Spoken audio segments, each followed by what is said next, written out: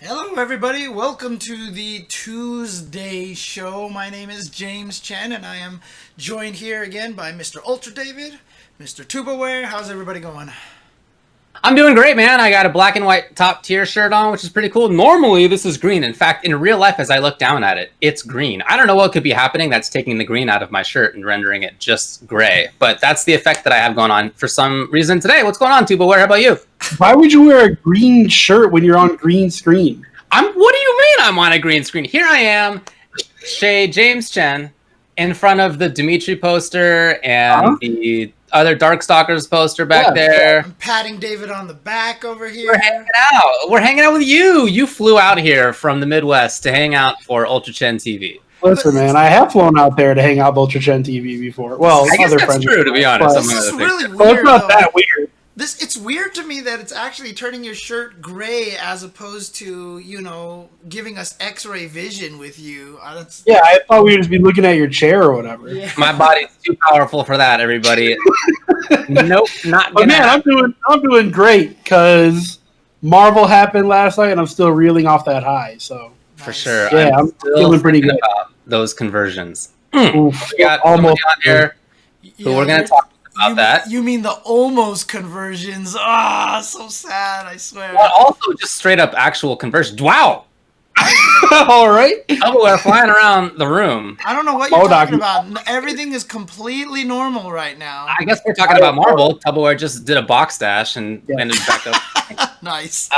Anyway, we're going to be talking about the Marvel tournament that happened last night. There was a Marvel 3 event that was for Twitch Rivals on Max's stream. We'll talk all about that. In fact, we have RayRay on here to come talk about that. Yeah. Give a brief introduction about it. We're going to talk about the problems that Melee and its tournament scene is running into thanks to Nintendo being a big old jerk face. We'll talk about the final CPT qualifier and then also the community vote for who makes it into Capcom Cup at the very end. And also, we know the groups. We'll talk about those a little bit for Capcom Cup in some far-off time in next year. We don't know exactly when that's going to be. We'll talk about 5-5 matchup stuff. We actually will have to see what topic we're going to talk about because last time we checked, 3 of them were tied. So we'll see how it goes. Yeah, if you've gotten a message to vote on that, vote now. So Hey, make your voice heard. That's right. Exactly. There's a little bit of other game news to talk about. I want to talk about the UMK11 patch that came out last week and like how it's going after 1 week. There's a couple other tournaments to talk about. There is some upcoming stuff. But yeah, let's begin by talking about the Twitch Rivals Ultimate Marvel vs. Capcom 3 Lives stream that happened yesterday. Yeah. Presented by Maximilian, of course. He was the one who streamed it on his channel, though he did say everybody had the ability to restream. And but man, what a cool event. Oh, what a cool event for sure. You know, I've said it before on this show, even multiple times, that Marvel 3 in particular has always had this really big player base compared to like a lot of games. Like I think of some games that have had some recent victories that weren't considered like big scenes before, and those scenes are considered growing and like huge now, and they're just hitting Marvel 3 numbers in 2020. So that just kind of to me feels like, man, this game it can't die. Like there's this, the fandom is for the players that play the game love it too much. Yeah, Marvel's amazing. It's definitely the best spectator fighting game, I think. It's hard to disagree, buddy. I mean, it's funny because, this event was called Marvel Lives, and that's always what we chant. But frankly, I don't think Marvel ever died. No, I think it's like it's just become a meme within itself. Yeah, of course. No. Like it doesn't go anywhere. It's still here. It always. It's kind of a shame because I really do feel like Marvel Infinite has a lot of good things about it. Obviously, we know the bad things about it and why it's not as popular and stuff. But between MVC3 and even MVC2, right? When Yide Servers throws those old MVC2 events, Marvel games just have something about them with just how dirty they are. And just, I thought you were going to say how durable they are because that's true as well. Because Let's talk about this event before we keep talking about Marvel, and then we'll have RayRay on. But this event was for Twitch Rivals. Twitch Rivals is a series that Twitch has been doing for quite some time. They have tournament events that are based around whatever game, Fortnite, Call of Duty, I don't know, whatever. And that's been happening for some time. I don't know, other games, I guess. And the shtick of it is that not only are you like competing to earn money, but also each person who's on it is streaming their run. So you're like watching different people's runs through whatever the game's tournament is. And on the main stream, they're like dipping into different people's streams. Yeah. And on the main stream, which was Max's stream, like you said, they also have a little overlay that you can click on, and it'll show you everybody else who's co-streaming it at the same time on their own side. Everybody else who's competing. So it's a way not just to like show off some game and to let the players play and earn some money in the competition, but also to spread awareness of the different streamers for those games and to, you know, get people who are interested in the game a look at who they could be following, who streams it more regularly, who, you know, you could help their streaming career. So I really like this. I think this is a super cool thing. And for it to happen for Marvel 3, must have been a very difficult project. Oh, I mean, man. all the things that went into it, right? As far as the results, you have Marvel had to sign off. I mean, I'm assuming Marvel had to sign off on it. Well, they had their name at the bottom of the stream. And it said 2020 copyright Marvel. So Marvel itself absolutely did sign off on it then. Absolutely did. Marvel Yep, and the creator of Strider, by the way. Yes, you always have to get the creator Strider in there too. Yeah. And Capcom. So all three of those, Marvel, Twitch, and Capcom. And also, they had to be cool with playing it on Parsec. It's not just that this was played online on Marvel 3's regular online, which is not good. Yep. It's that it was on Parsec as well. So Capcom had to sign off on that, presumably. And which is wild. I mean, yeah, amazing. For people who aren't aware how Parsec works, nobody has to own the game except for whoever is hosting it on the Parsec machine. It's like inviting everybody to your house and you're all playing on one, you know, console kind of thing, right? So, you know, to sign off on a Parsec event, which means that, I mean, obviously all these players already own the game, so there's like no way that anybody's going to be like, what? They're freeloading, you know, but still, that kind of sign off. Also, the idea on that, you know, to say like a player 2 is freeloading is kind of ridiculous, right? Yeah, of course. It takes 2 people to play the game, and you know, it's ridiculous for a fighting game to hold that standard. Not to say that they couldn't, of course, but it's just kind of ridiculous to yeah, I know. I can't imagine why any company would want to cease and desist some sort of event like that, but you know, I can't either. That's pretty wild. I will say though, I was a player in the event. Yes. They did ask us to, because it was a requirement to stream. If you're part of Twitch Rivals, you stream your perspective at the very least. Mm-hmm. They did ask us to hide the Parsec button that appears and not talk about it quite as much. So I'm assuming that's why we didn't have like brought to you by Parsec or anything like that. I bet you Capcom or Marvel or whoever kind of like, you can do that, just don't really talk about it very much. So yeah, so I don't know how they pulled off that online at all. It was kind of a miraculous thing. It was like voodoo magic, right? Yeah, exactly. We have no idea. One night that code was playable on this magical night of Marvel Lids. Yeah. There was $4,000 on the line. That's what the players were playing for. And just to briefly run down who was in here, Ryan LV, Cloud805, Flocker, Marlon Pie, Dual Kevin, RayRay, Flux, Coach Steve, Clockwork, Angelic, Killer Kai, Marvello, Punisher, Full Schedule, iHeart Justice, Rambam, Static Alpha, Priest, Frankie G, Wentinel, Nerd Josh, Supernoon, Tong, Tubaware, Boom, Frank Lotion, Kevin Ha, Milky, Mothman, Mundank, Remora, KMFP, and Streamburger. So that's a lot of the players who were among the top level when Marvel 3 was still like one of the main competitive tournament games. And it's also players who have been on the come up since then. So I think it's a super cool combination of both of those. Yeah, I mean, that's exactly what it was. I would say out of 32 players, 27 of them were like top players. Mm-hmm. And then 3 of them were me, Kevin, and Tong, who I would consider influencers. And then there was like 2 up-and-comers. Right. So the bracket was absolutely stacked. Evo champions, I mean, it was a tough tournament. Very tough tournament. So it was one of those tournaments where like some of those first rounds were like, are you serious? Like what was it? Clockwork and who fought for Angelic first round? I was like, one of them has to go to losers bracket in round 1. Static Alpha and Full Schedule are two of the best Vipers in the world, and they had to play first round. Oh, Jesus. Yes. Incredible. Yeah, there were so many good matches. So the way that this went on Max's stream was that, again, they are dipping into other people's streams here and there.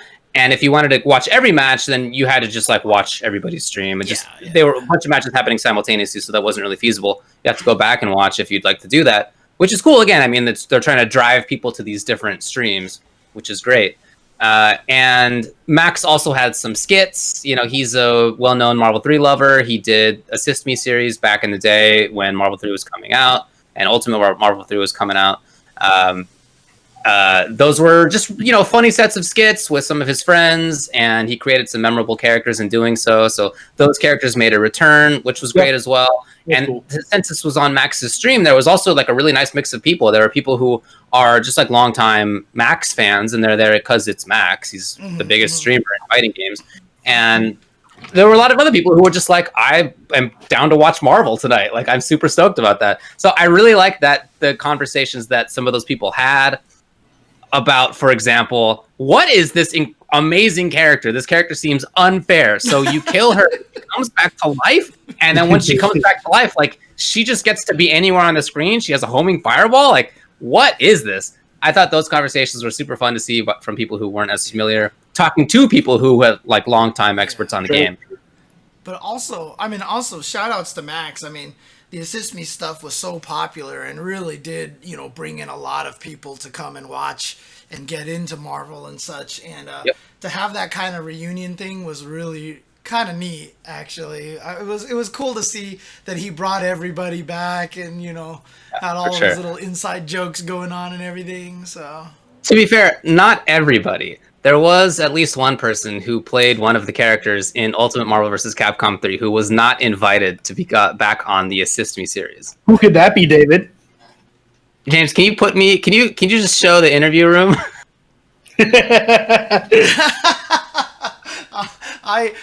Well, look, I was on there too. Okay, remember I was the ninja scientist there, so you know. Oh, okay. And also, I was never invited. You were not. No. Anyway, yeah, I did Phoenix right on there. God, don't watch it. Don't. It's terrible. Wow. No, it's so good. Watch it. Go look it up, guys. David plays Phoenix Wright on Maximilian's Assist Me. It's all over YouTube. Go enjoy. I regret bringing this up. No, it was a lot of fun, and it was helping out a friend. You know, we went over to his house and just hung out for a day. Also, the other person that was missing was Simmons, right? Like, he just didn't show up at all, right? No, he wasn't there. Yeah, unfortunately, he wasn't there, which was mysterious. They even tried calling him, and he didn't pick up. It was very interesting. So couldn't make it. Glad to see you, Doom there, though. Yeah, of course, Doom was there. Of course, Doom was there. Of course. So, as far as the full results, we can't get into all that, but it was won by Ryan LV with Chun-Li, Morgan Phoenix. Second place was RayRay with Magneto, Doom Sentinel, which is great. These are, again, 2 EVO Grand Finalists, one of them a champion. A lot of the matches in that top 8, well, just in general, that they showed were super sick, very hype, very exciting. It was great to watch Marvel, and congrats to the players who, many of them seemed still, if close to the top of their game, at least. They looked great.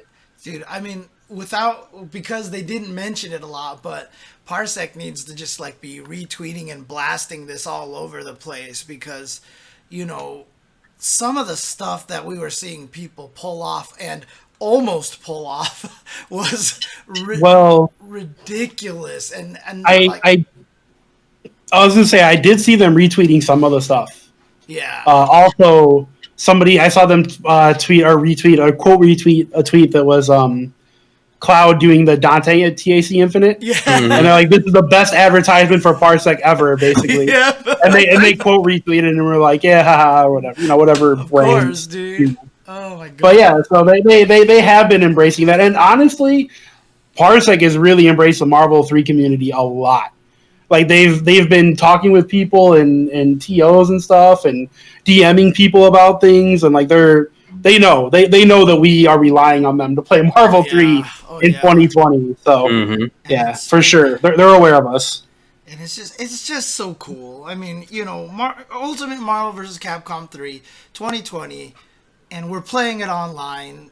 We've made it work somehow, and it's great because it's just proof right there that, you know, if a game is good, it doesn't die in the fighting game community. You know, we're gonna keep playing this game because it's so good. I mean, like David and I both had it in our top 3 games of the decade, you know, in the previous decade, and it's just I'm so glad to see it back, and the response from everybody in the community saying like, oh, it felt so good to see some Marvel, or oh, it felt like it was just like the offline days where it was family, and, you know, oh man, I missed this, you know, and you know, Rick, of course, who was one of the people who helped put on the event, the Hado, you know, saying that we got Yipes to yell Gene, you know, once on the commentary, like he was like, my job is done, you know. It's so good, dude. It's so good. Yeah, he yelled it several times. Yeah, a bunch. Yeah, it was really great to have him and Steve on commentary for that. I feel like that was a really good pairing for the context of it. It was nostalgic, man. It was nostalgic for sure, and even on top of just nostalgia, like they're really. I mean, obviously they're both like fantastic commentators, but in this context where it's like they're just kind of dipping in and out of streams, there's not like you don't have like the whole build up, like an analysis narration or whatever, just wouldn't fit. I feel like for that context. Instead, like dropping in and it's like already 2-2 and they're like, oh, and they both like freak out. Like that was just like a perfect pairing, I felt, for that kind of situation. It was good. I was dying like Steve, like I forgot which was. It was someone's theme song. They're like, yo, I'm singing that theme song so much, you know, your baby coming out singing the theme song or something. Like, dude, I was dying the whole time, dude. They were amazing. It was so good. And it got someone's asking in the chat. It got up to about 35K viewers on Max's stream total. I think because everybody was streaming their own, and a bunch of people were restreaming the event. I think total it got up to like 40K or 45 or something like that. So it was actually really cool. That's great. Yeah, and Milky in the chat. I will ask Ray that. But also, I saw Mundink in the chat, who I thought was going to win this event. I had picked Mundink to win the event. He's been dominating. Well, I don't want to say dominating. He's been putting on really, really good performances at TNS. But Ray beat him to take second place. So, funny enough, I was actually going to ask Mundink originally to come on the show. Yeah. But, you know, I asked Ray instead because he took second. So. Dang, yeah, you're just gonna. Sorry, Monday. Dude, sorry, Monday, dude. Bible thumbs in the chat for Monday. Sorry, dude. I love you, man. I love watching you play, but you know. And it couldn't be fair to Ray. I would ask Ryan LV, but Ryan LV has no interest in talking to anyone. So I would have invited you, but you lost. So you know. I mean, sorry. Turns out that there wasn't just money on the line here. But it was an invitation to some Tuesday night show. That's why. Right. Oh man, no, that was also the other interesting thing. You know, Ryan LV obviously took first place. RayRay in second place here. I mean, that's pretty impressive, right? The old guard still sticking in here, even with all the new guys coming in and playing a bunch. And you know, some of them I feel like are being reared on this online Parsec environment. And still, Ryan LV continuing his best in Marvel streak since the last Evo that had UMvC3. And then RayRay he was playing on some, like, he was like a man possessed and got all the way to second place. And, I mean, he won the first bracket, like the first set 3-0 versus Ryan LV. He was on something, dude. It was crazy. You know, as good as Ray looked last night, I feel like he's not even at his peak. Mm-hmm. I don't think this is peak RayRay. I mean, we can ask him about it, but I feel like peak RayRay is better than Ray in 2020 for sure. Ryan LV, though, that dude is a machine. If you would have shown me that footage, I would have been like, if you would have told me it was like 2015, 2016, I'd be like, oh yeah, this is Ryan LV playing RayRay on a bad day. That's like exactly what I would have thought. Like, Ryan LV hasn't changed at all. That dude is... I don't get it. I don't understand how he was able to like take Marvel and break it down in the way that he did, essentially, changed the way the game is thought of and played. Right. And also, as far as I know, like, who is he practicing against for the past 3 years? Like, I haven't heard from Ryan. I mean, I saw him at MVCI, and he was kind of like, I don't like it that much, and that was that. That was the last I heard of. Like, who's he been playing it against, man? He still is Secret top Ruin. Yeah, that dude is wild, man. I mean, what a talented, hardworking guy. Honestly, it's interesting because this happens with one fighting game players.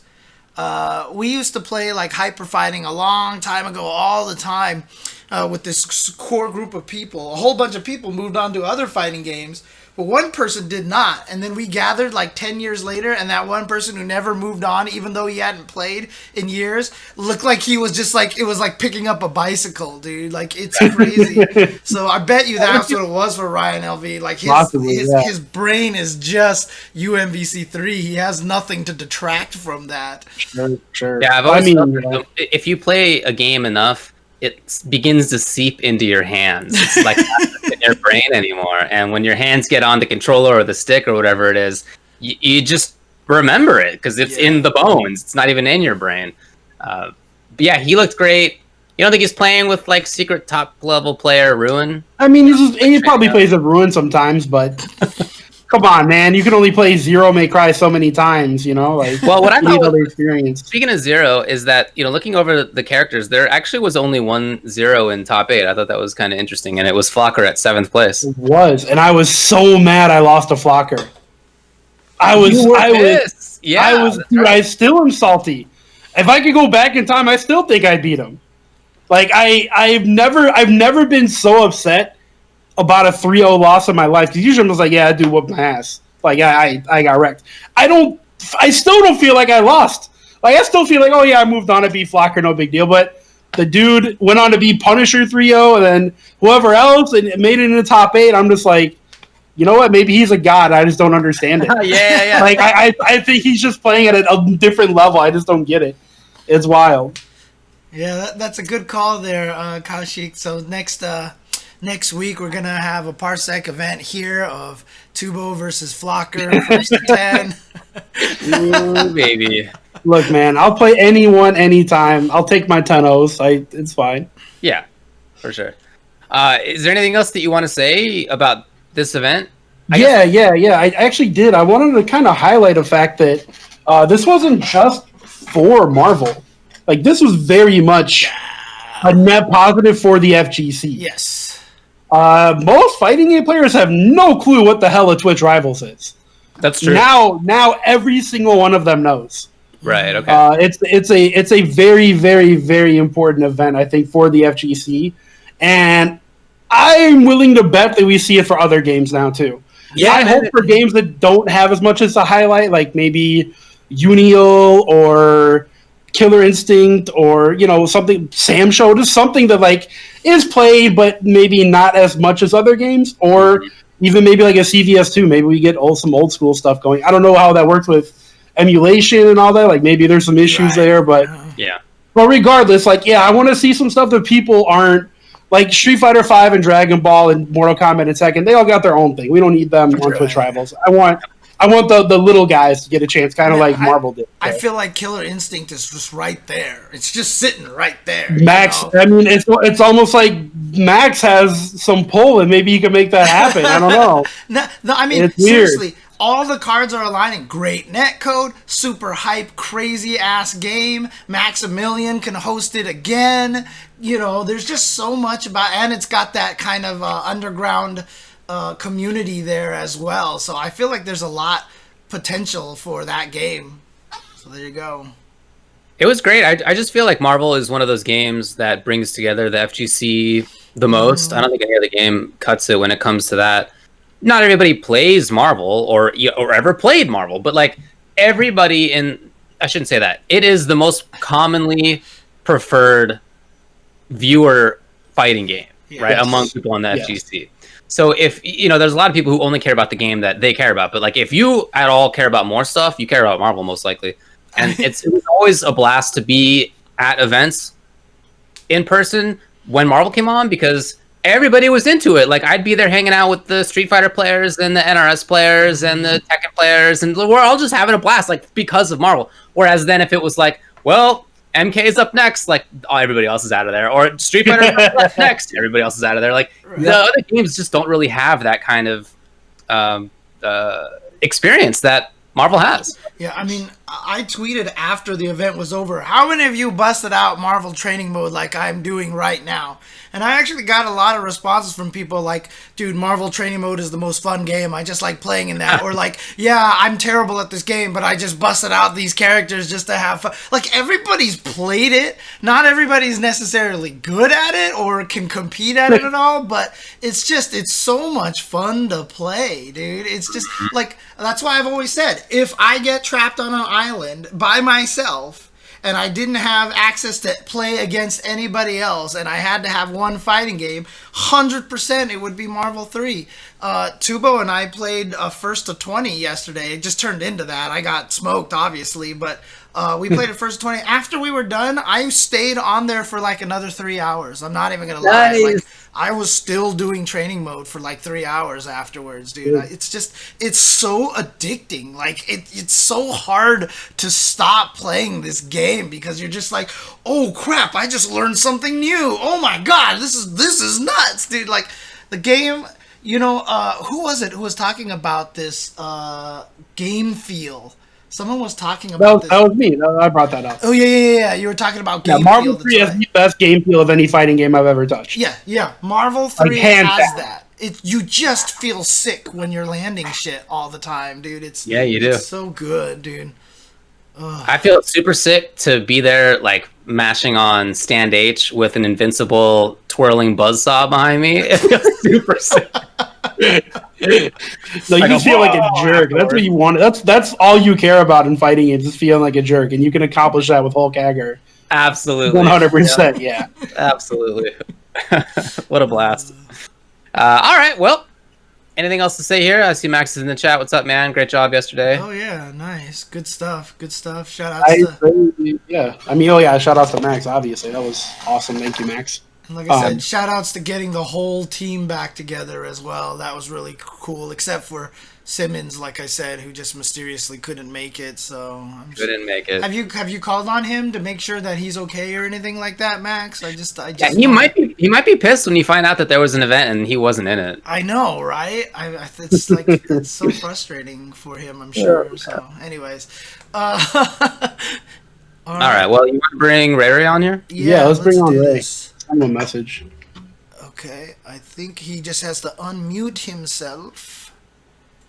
Yep. Here. Hold on. Okay. It's so crazy. So what was your favorite technical moment? Everybody's favorite technical moment was the conversion that almost was. It wasn't even that it was a dropped combo, but we can talk to RayRay about that. Let's bring him on here and ask him about that dropped combo. That's the first question that dude, I've never seen the internet get so hype over a combo that didn't happen. Just the attempt, right? Yo, I think David said in one of our group chats that he feels like he had combo blue balls. Yeah. You left the entire 35,000 some people watching Max's stream with blue balls, right? Nah, yeah, that was so in my stream I wasn't talking about the environment we were playing in too often, but that was the one time I was like, yo, this is the one time I gotta use the excuse of online. When the foot dive hit, I had to confirm it, right? I knew it was gonna work, but I had to confirm it. And the dash was just a frame or two too late. Yeah. And that's the one time I was like, yo, I'm gonna be salty for a second. I'm gonna blame online there. That's online.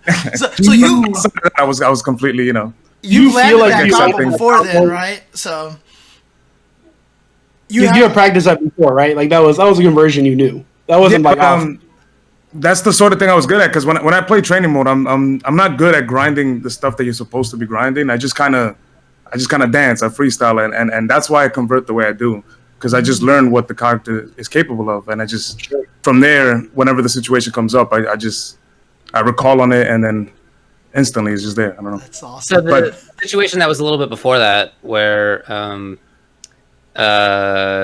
Phoenix teleported above you, you had Laserfinger super out, and you had like another super ridiculous confirm. Was that something that you had specifically practiced, or were you just like freestyling that one as well?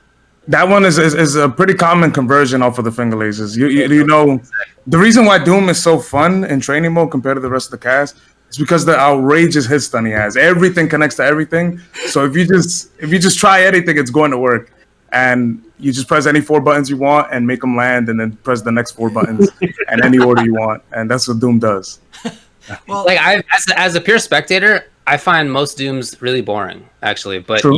your Doom is something else, man. It's one of the things in Marvel that I most love watching is your Doom, and then the second Doom is like not even on the radar for me. No, come on, Clockwork, dude. Clockwork, dude. Clockwork, dude. The second Doom is not even on the radar for him. He's not. Dang. Okay. No, Well, actually, of all, I think what separates my Doom is like my knowledge of push blocks. I maintain the pressure where other people don't, because I know how push block works in and out, and I just stay in there forever. Right. Well, I mean, first of all, before we keep going forward, I just wanted to say congratulations. I mean, nice job, second place finish over there. Really awesome play there. I really want to know, like, how are you feeling about this crazy UMvC3 revival? I know you're playing in the Tampa Never Sleeps all the time, and then to have this be on Twitch Rivals, I mean, how does it make you feel to see Marvel 3 getting all this attention, you know, seemingly almost kind of out of nowhere recently? Out of nowhere. Honestly, I know we all, like, I played it, I participated in the event, and I know we all watched it. I know it was crazy. I still don't understand how it even came to be. Like, you know, I had the stream up while I was streaming my own, and I see like the trademark, the corporation, the 2020 Marvel, and I'm just confused. I still don't know how it happened, but goddamn, I'm happy it did. Who knows? How the hell did Maximilian pull that off, yo? You should actually thank your boy Rick, the Hotto who runs Combo Breaker. He works at Twitch, so he had a lot to do with that happening too. Yeah, he put in a lot of work to make that happen. So yeah. So you was it the case that you like took time off for Marvel for a while and you're back to it now, or have you just been playing it this whole time? As far as playing it, huge chunks of breaks, but like earlier this year was Reflex. Remember, it was literally the day before, at least in New York, the day before quarantine. Right. Yeah. And we were grinding for that. It was like a month and a half of grinding for that. Then long break. Parsec started to become just slightly more, people kept tweaking the settings, making it more and more playable. And then the cloud servers, someone figured out a way to use the cloud servers for us to play fighting games, and it's been taking off since there. Tong's been streaming it for 2.5-3 months. Shout outs to Dat Hazy. He's I think he's the guy who kind of did most of the work the tutorial on making that work. Yeah, him and Jason Game Dev. Yeah. I think he really broke that stuff down. So that's super dope. Yeah, but I mean, talk to me about this a little bit. Now, obviously, you said that one drop, there was definitely a little bit of online.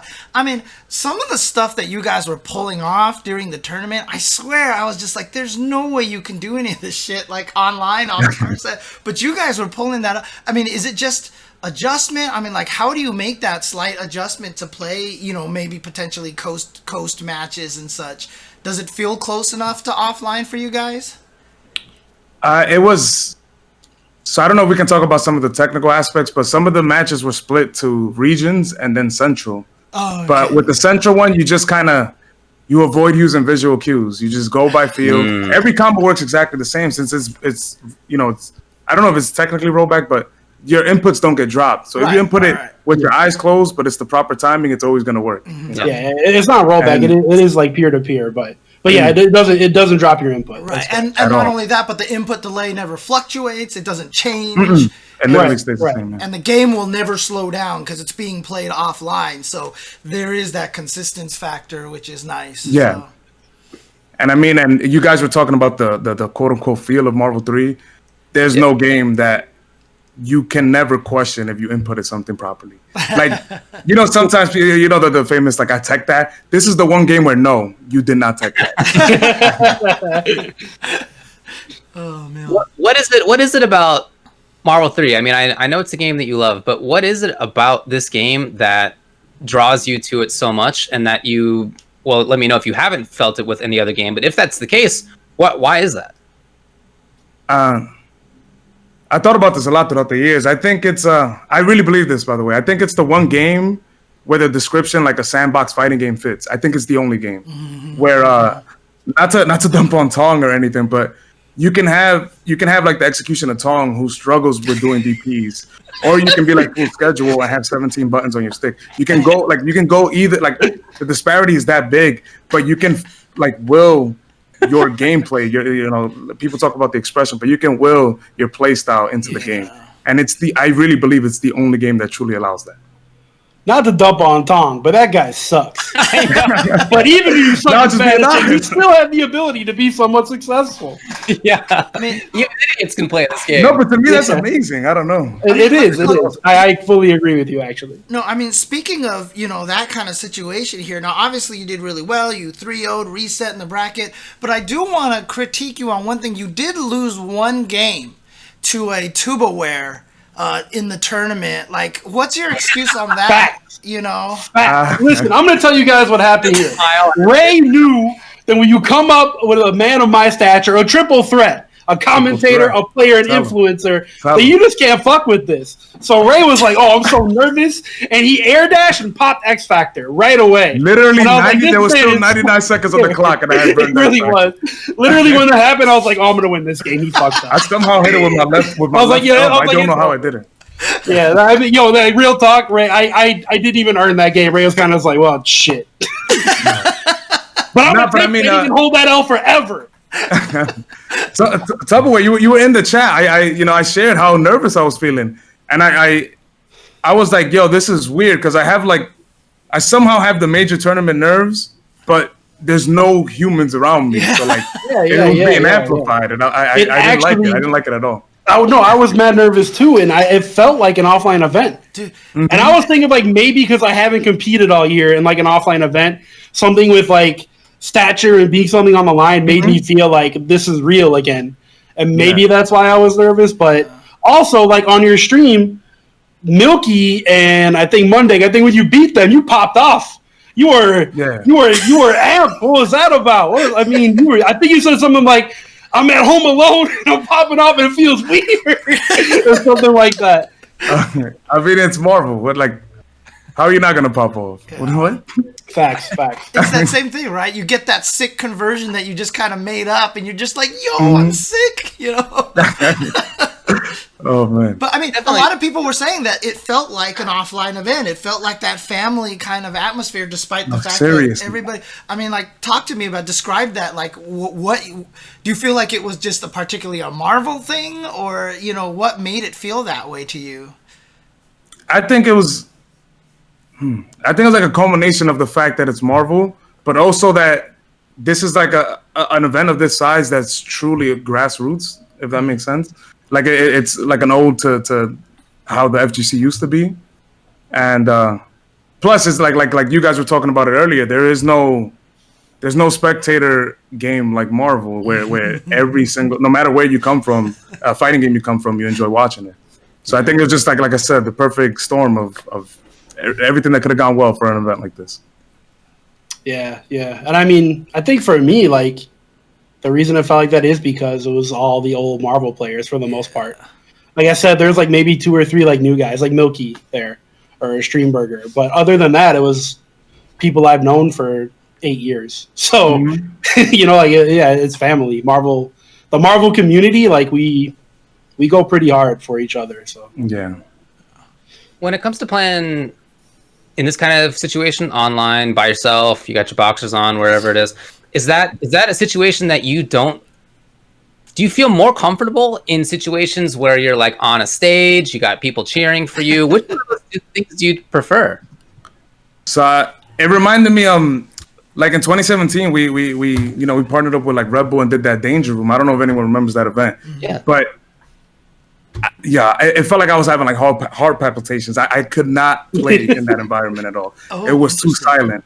And mind you, I mean, I came up in the Northeast region, and regardless of the size, you know how rowdy that can get. And there was no headphones. Sometimes you'd have to play on a CRT, sometimes on a monitor, sometimes on a laggy monitor. And these were round, but just it'd be like 2 inches from you in the crowd max, and that's where I feel the most comfortable. You know, no headphones, can't hear the game, people yelling, obscenities and all. You know, Right. Yeah. Now, look, you've been playing the same team for a long time. Everyone knows that you have like the best Sentinel around, right? But I saw someone like in the chat where someone was like, "When are you gonna pick a real anchor, RayRay? Is this gonna happen, or is Whackbot gonna be the anchor forever for you?" Forever, yeah. The only thing, that would make me like disparage the game is the duo Morgan Phoenix. I actually believe that that's the only thing in the game that kind of just like eradicates a good chunk of the game, like a good chunk of the characters of the variety. But without that duo in front of me, it's always possible with Sentinel. You know, it's always possible with any. Like I said about Tong earlier and everyone else, you can literally will your gameplay if you play the characters and you use their tools correctly, you know, within the context of the game. Right. Even if you don't know how to do DPs. Yeah. Oh man. So I do actually disagree with you, James. What's that? I don't think Ray is the best Sentinel. Really? Very crazy. clearly GC Yoshi. GC Yoshi. Oh. GC Yoshi will walk up He in almost his smoked me at Evo with that ass. Yeah. It's very clearly Jason. That's the best. That's the best Sentinel in the world. This Sentinel got 2 buttons. Right. He doesn't need it anymore. Oh man. But I mean, like, what do you feel about like for the future of? I mean, did you play MVCI that much? Actually, first of all, like, did you play a lot of MVCI? Yeah. I went to like 3 events. I got top 3 at the Chicago one. I lost to Sonic. I lost first round. The problem with that game with me is I absolutely hated it. I hated it from the second I played it. The problem is that game was shit. Yeah. I know a lot of people call me out because I remember talking about how much I love the game, but once I owned the game and went to training mode, I was like, oh, this is we can't call this a fighting game. I'm sorry. We can't. And that's just me being honest. I don't want to shit on the game, but I really did feel that way. But I mean, the game, it was a game, I guess. Okay, We'll move past that. It existed in late 2017. I'll get to the next part of my question here. Then we won't dwell on. But I mean, like, how do you feel about like the future of UMvC3? Do you think that this is just is this gonna just be one of those games that's gonna get revived and last the test of time? Do you feel like with this momentum, we'll be playing this game for like the next 5 years or something, or next 10 years maybe? I think with how we're playing with Parsec now, and when offline events eventually return, I think like both of those together can keep the game going for as long as we want it to go. You know? Yeah, Marvel. It's not going anywhere anytime soon. I mentioned it on the show, I think last week, but before Combo Breaker was canceled, back in like January, the tournament already had like 130, 140 people in the bracket. So and that was before that was, yeah, 4 months in advance. So Rick will probably get mad at me for saying that, but whatever. I mean, he can deal. But yeah, like I said, we were coming home from Frosty Faustings. He's like, "Do you want to know how many people are in Marvel 3?" And I was expecting like 80, and he was like, "Yeah, there's like 140." I was like, "Jesus, man! Like we're gonna have a 250 person Marvel bracket in 2020 if Combo Breaker actually happens." So Yeah, look, I remember it was going to be a main game on CEO as well. yeah, that's true. That's true. Yeah, we were Marvel 3 is already kind of making that resurgence, and I think maybe that's what inspired people to really push in Parsec, because people want to play this damn game. We just need a way how. Exactly. Yeah. I mean, honestly, the whole Parsec, going, right? Like, the whole Parsec train came from Marvel, right? So, I'm sorry, David. What were you saying? Sorry. First of all, I'm turning green, but second of all, people are still playing Marvel 2, right? Marvel 2 is still out there. People are still playing Super Turbo, still playing Third Strike. Exactly. I don't see why Marvel 3 wouldn't just last forever. Those games are already doing it. ST is a quarter century old at this point, right? Why just keep playing a game if you love it? The scene's still going. It's clearly still there. Even without this kind of event, community's been putting on stuff already. So yeah, I don't see why it would go away. I think that's awesome. I got now. just like obviously with this interest in Marvel 3 now, you got all these people sitting here like watching and going like, oh my god, this is exciting. I had mentioned before you jumped on here that a lot of people were like, oh my gosh, I love the game, but I'm bad at it, whatever. Like, if there are new players now, so like a whole bunch of people watching right now are like, oh, you know what? I want to get into this, but I'm terrible at the game. Like, what kind of advice would you give them? And like, do you feel like they have the ability to catch up to 10 years of Marvel knowledge at this point, That's the problem with every versus game, though. Like, there's so many intricate moments that you just kind of memorize by feel through playing so much. You need it, like you need the million games, you need the 10,000 hours. But for a beginner, I would actually suggest that you just grind your B&Bs. Grind your B&Bs so you get that satisfaction that when you do land that Helmbreaker, when you do land that giant hurt box thing, you can do the combo. And then man, that was literally what I told James last night. He's like, where do you think I am as a player? I was like, dog, learn your combos.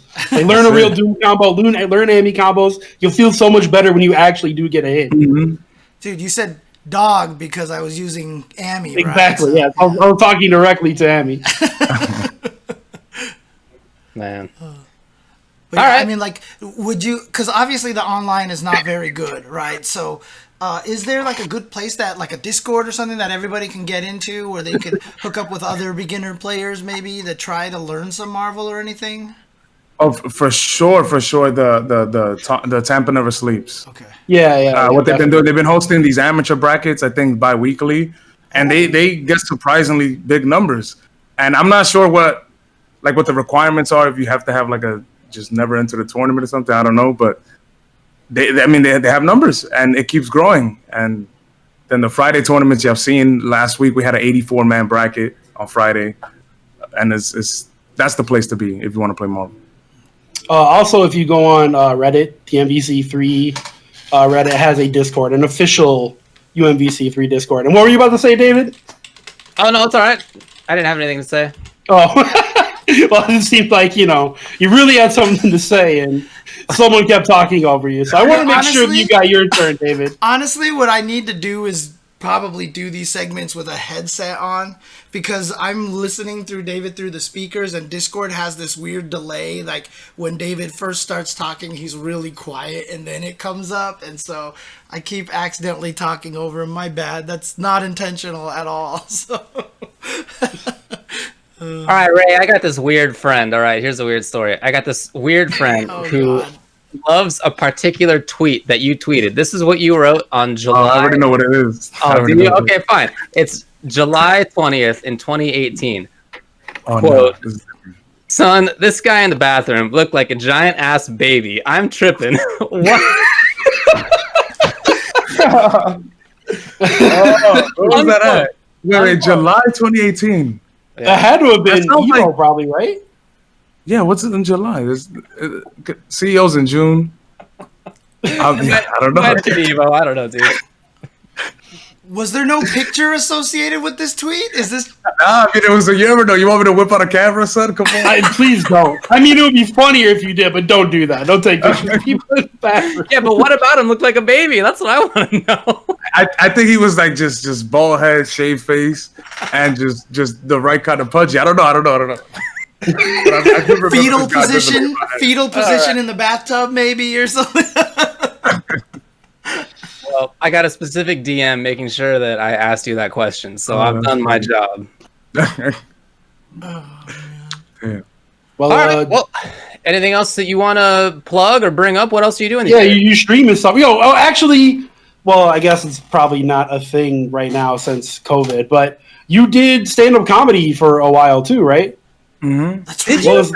What was that all about? How did that go? Tell us about that. There was a surprisingly large number of similarities with getting good in fighting games. Like paying your dues.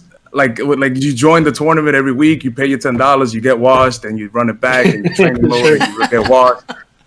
Except this time, when you're getting washed, you're dying 1,000 deaths on stage. Time slows down. You feel every sweat trickle down your body, and it's just painful. But I think the same thing required to get good at stand-up is what's required in fighting games, where you just have to be honest and you have to continue to reassess, continue to tweak and experiment until someday it clicks. And yeah, I'm not the most outgoing person, or like I'm not with that public speaking or anything, but it's something. I mean, it's something I always wanted to do. I tried it. I seem to be okay in it. Got a couple opportunities. And yeah, I mean, I haven't done it. My last mic was on January. Then I started to focus for Reflex. Right. I told myself I'll give myself 2 months and then I'll jump right back in full force. And then COVID happened. Right. I mean, a lot of it is kind of similar too, because when you're on stage, the punchline, you have to feel how the audience is, and so you want to change the punchline slightly, deliver it differently, kind of thing. You know, Yeah. I'm sure there's a lot of that kind of reaction and conversion, you know, of the stray hit kind of thing. You know, Exactly. Oh man. Yeah, that's cool. Yeah, I was just curious about that, man. I know we had talked about it at tournaments and stuff, but Dude, I don't know if the people knew about RayRay the comedian. I didn't know. That's awesome. Yeah. I mean, we also have, what is it? Black Skills does it, and Andy Ma Comedy does some stand. We need to get like an FGC stand-up show, dude. Let's do that. Twitch rivals the FGC stand-up, dude. That would be sick, actually. Yeah. Combo Breaker Comedy Hour. But yeah, talk to me about other stuff you got going on. Plug some stuff. What's up? I mean, I'm pretty sporadic with my streams, but lately I've been consistent. So just follow me on stream. Same as my Twitter, the RayRay19WUN. I'm not too active. I mean, I've been pretty distant with the community, but my streams have been pretty active. So that's the best place. That's all I really do now. All right. Well, congrats again on yesterday, and I hope it keeps going. I'm sure it will. Yeah, man, thanks for coming on. Appreciate it. And thanks once again, man, for being flexible in the timing. Sorry that I screwed up time zones. We're trying to work in 3 different ones at once, so Tubo sends me a DM at 4:20 Pacific time, and he's like, "Hey, dude, so we're going on in 10 minutes, right?" And there's no reason at all at 4:20 that I would be a little discombobulated. No, none at all. Yeah, you're not. None at all. By Not the way. you. Not you. No. It was 70 minutes later. But yeah, hey, thanks a lot again for coming on. Appreciate it. Of course, man. Anytime. All right, Ray. Have a good one, homie. Later. All right. Well, that was cool. Yeah, it's RayRay. Oh, but again, congratulations to him. Second place at that event. And just, like I said, there was something about the way that he was playing that I just felt like he was on some UMvC3 high, dude, because he was playing out of his mind once it got later in the tournament, dude. It was so nice. So good. Yeah, I mean, once you get warmed up and you get that rhythm and you have the feel for the Parsec servers, you'll play all right, yeah. And like I said, the nice thing about it, too, is like when you play on the Parsec servers, one of the biggest advantages is there's rarely a fluctuation in input lag. And, you know, the game's not going to slow down on you or anything like that. The game's not doing any processing. So it's just taking the input. So it's kind of nice. So there you go. Yeah. Okay. Cool. Well, you want to move on now to talk about the Melee stuff? Well, let's take a break real quick. And then when we do that, we'll come back and definitely talk about this as a big topic. Obviously, the Melee scene stuff that's going on. But we'll do that right after this break. So stick around. Do not go anywhere. Man, David, when are you going to see my Honda? Oh, yeah, that's right. That's right. I've been playing with DeBoner. He's been bodying me. That's such a good character for you as well, Tubo. Yeah, that's why I started playing him. I think he's the most Tubbleware character in that game. I think so, too. I can see that. Because you can play him in different ways. Like, you don't need to play the way that I play or that somebody else plays. He's really open to that. He has a lot of potential for bully status, and I think that's good for you. Yeah, I need to look up some tutorial stuff, or even maybe just like pick David's brain about how to keep pressure going after a certain situation. Oh, dude, what if I made like a 50-minute long video that was like, here's literally everything about it? Honestly, at this point in my life, I'll probably watch it. I'm not gonna lie. You got nothing going on. I would skip through the crap that I don't need to know. Like, here's his normals and how they work. Oh, I would skip through that crap. I don't even do that part. Oh, you're just gonna sit there and try to do a combo for like 5 minutes while you talk to the screen? No, it was all really planned out. Like, it was as efficient as I could be. I'm gonna go get some more food. I'll be right back. It's not a 55-minute match. It's a neutral medium attack. 27 slash. I don't know if you saw Giuna's tweet. I don't know if that guy was joking, because Giuna tweeted out, he was like, oh, looks for character guide, sees 55 minutes, 27 seconds, and someone started going off about numpad notation or something. Yeah. Oh, man. Yeah, that's too long for a tutorial. A character tutorial for a beginner should be like no longer than 5 minutes. Yeah. You should be like, here are the normals. Here's how you use them. Here's your special moves. Here's how you use them. Here's some really basic combos. Here's your basic game plan. Good luck. Yeah. That should be your tutorial for beginners. Otherwise, people see like 50 minutes and there's like, I'm not going to watch all that. And there's no way there's 50 minutes of good information in there. There's no way. Dude, Sajam was doing those, those 2-minute tutorials. I was going to make one for Lucia where it was basically just like, all right, so this is what you want to do with Lucia. First of all, she has the burn. Well, before I get into the burn kick, let me talk about crouching medium kick and the range of it. It's not as good as the range. Her standing medium kick, the thing about her, and just like ramble for like 2 minutes and then just cut it off, basically. Yeah. Just focus on that one button. Because I have no idea how to be concise, dude. Like, I literally have no ability to be concise. No, we've never noticed that about you, James. Dude, I mean, that's why the fucking first attack stuff, dude. Like, shit, dude. Although, I will say, they seem to be a little more evergreen. Like, the number of views on all the first attack stuff is going up steadily, constantly, which means people are finding them, interestingly enough. So I might have to jump back into it at some point and start continuing forward where I was going. And maybe there are some people willing to sit down and watch, it's 18 hours of fighting game tutorials on how to play. Also, YouTube algorithms are real weird. Did you know there's like certain times of day you're supposed to upload things for maximum views?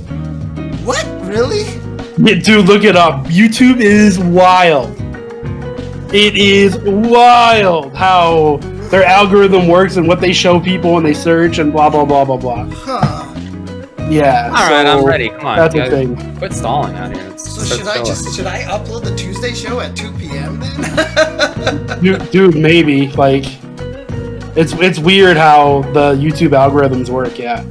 Dude, weird. It's so crazy, Lance Muscles. Like, I was on a tweet thread with a bunch of Lucia players, and I was the one actually trying to defend that she wasn't bottom 5, and everybody else was like, dude, she's clearly bottom 5, like, she sucks. Lucia is definitely a mid to upper mid tier character. Right. I think... Absolutely. I think it's mid, maybe, at best, but the interesting thing is, like, nobody plays her. There's not even a single Lucia like specialist out there except for Sevele. That's because that game has too many characters now. What's that?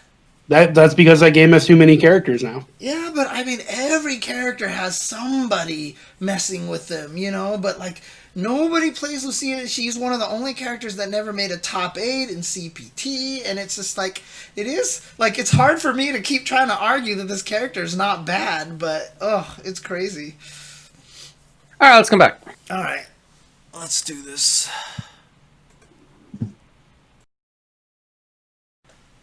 All right, everybody, welcome back to the Tuesday show. Thanks again to RayRay for coming on and having a nice little chat with us. But let's move on to some other less savory topics here. A little bit more of a downer. Well, yeah, we went from the highest high to...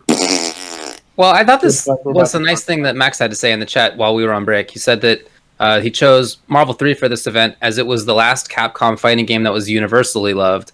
Felt like being a Capcom fighting game fan has had a rough road for a long time, and hopefully the event was a reminder of better times. I just think that's a really nice sentiment. Yeah, it was absolutely. Cool. It was cool. And he also said in the chat that they'll get to do something again. He just needs a break in between events. So cool. This is not the last time we'll see Twitch Rivals FGC edition, so that's dope. Good. Sick. Good. Dang.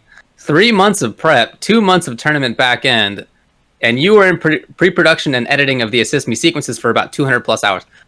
Yeah, I know. You're a worker out there. There's no doubt about that, dude. I mean, that was a cool thing, too. I mean, like, shout outs to him for not accidentally having a dude in jeans and a watch in the background of the shot or something like that. But he did a good job, making sure he wore the same shirt, everything, not trying to spoil the magic or anything, But it was really cool that, oh yeah, and he had a baby on top of everything, so. Oh, what a time. Congrats again. All right. Anyways, I'm going to restart the timer here. Yes. Boom. Let's go. Boom. Nintendo. What a bunch of jerks, baby. Yeah. All right. Here's the story. So there was going to be a big Smash tournament coming up in the beginning of December called the Big House. It's a long-running series. It's one of the big majors. And they received a cease and desist from Nintendo, of course, the rights holder in the Smash Bros. Game. Essentially being like, because you're using Slippy, we are not going to let you play Smash. We're not going to let you run the tournament. And this is not just for Melee, which is what Slippy's the emulator for. Well, what is Slippy, real quick? Okay, sure. So Slippy is an emulator that will let you play Melee online, essentially. And not just online, but with rollback. And there's all sorts of other little cool things in there as well, like stat tracking. It's like a really complex, super cool idea. Yeah. It's awesome. And it's all just made by, dude in the community. And Nintendo had nothing to do with it. And so Nintendo wasn't going to let that go. And during this time of COVID, the only way you can have a tournament is online. And the only way you can play Melee online is if you use something that Nintendo didn't make, like whether you're playing on rollback like Slippy or some other worse things that existed before that. You're not doing something that's Nintendo approved. So essentially Nintendo shut that down, and not just shutting down Melee, but also the Ultimate tournament that was going to happen as well. So they killed the Big House for this year as a result. And it's not the only thing that they've done lately. Just even more recently than that, they also sent a notice of IP rights to a modder in the community, just saying like, hey, nudge, nudge, like, are you aware that we own all of the IP in this? This is a Nintendo IP. Are you aware of that? Like, not being like, we're going to make you shut down right now, but also like, quit it. It's ours, all right? Stop it. Yeah, like, back off. I mean, you've talked about this for a very long time, David, that at any point in time that these companies can come in and just put the kibosh on us just like that. I'm trying. I guess what I'm trying to say is you're probably not surprised that this happened, right? Well, I don't know if that's right. I'm not. I'm aware that they could do it at any time, and I know that Nintendo has done stuff like this in the past. The famous example of EVO 2013, when the Melee scene had raised like $100,000 for charity in order to get into EVO, and then just the day before EVO was going to start, Nintendo like made them stop, and then the internet exploded. And I think it was 5 hours later. It might not even been that long. It was shorter. It was shorter than that. Just a couple hours. It was a flight to Vegas long. Oh, I remember your story. Yep. Yeah. Right. Yeah. It was a very short period of time that Nintendo rolled that idea back and let the tournament play with Melee and also let it be streamed. So they have had these efforts in the past, and they're also like occasionally not litigious exactly in the sense that they're actively filing lawsuits, but like I'm aware of other situations where they've sent cease and desists, or where they're not even taking that step exactly, but also just being like, hey, person, like don't do this thing, or we won't support you if you use Project M or whatever it is. Yes. They have done these kinds of things in the past. So not a big surprise. And yeah, it's something that every single game rights holder could do. If they want to, they could just come in and destroy the whole thing. Especially during this time when the only way to play is online or streaming. You shouldn't anyway be meeting up with people to play in a private setting. That just isn't something that really exists right now.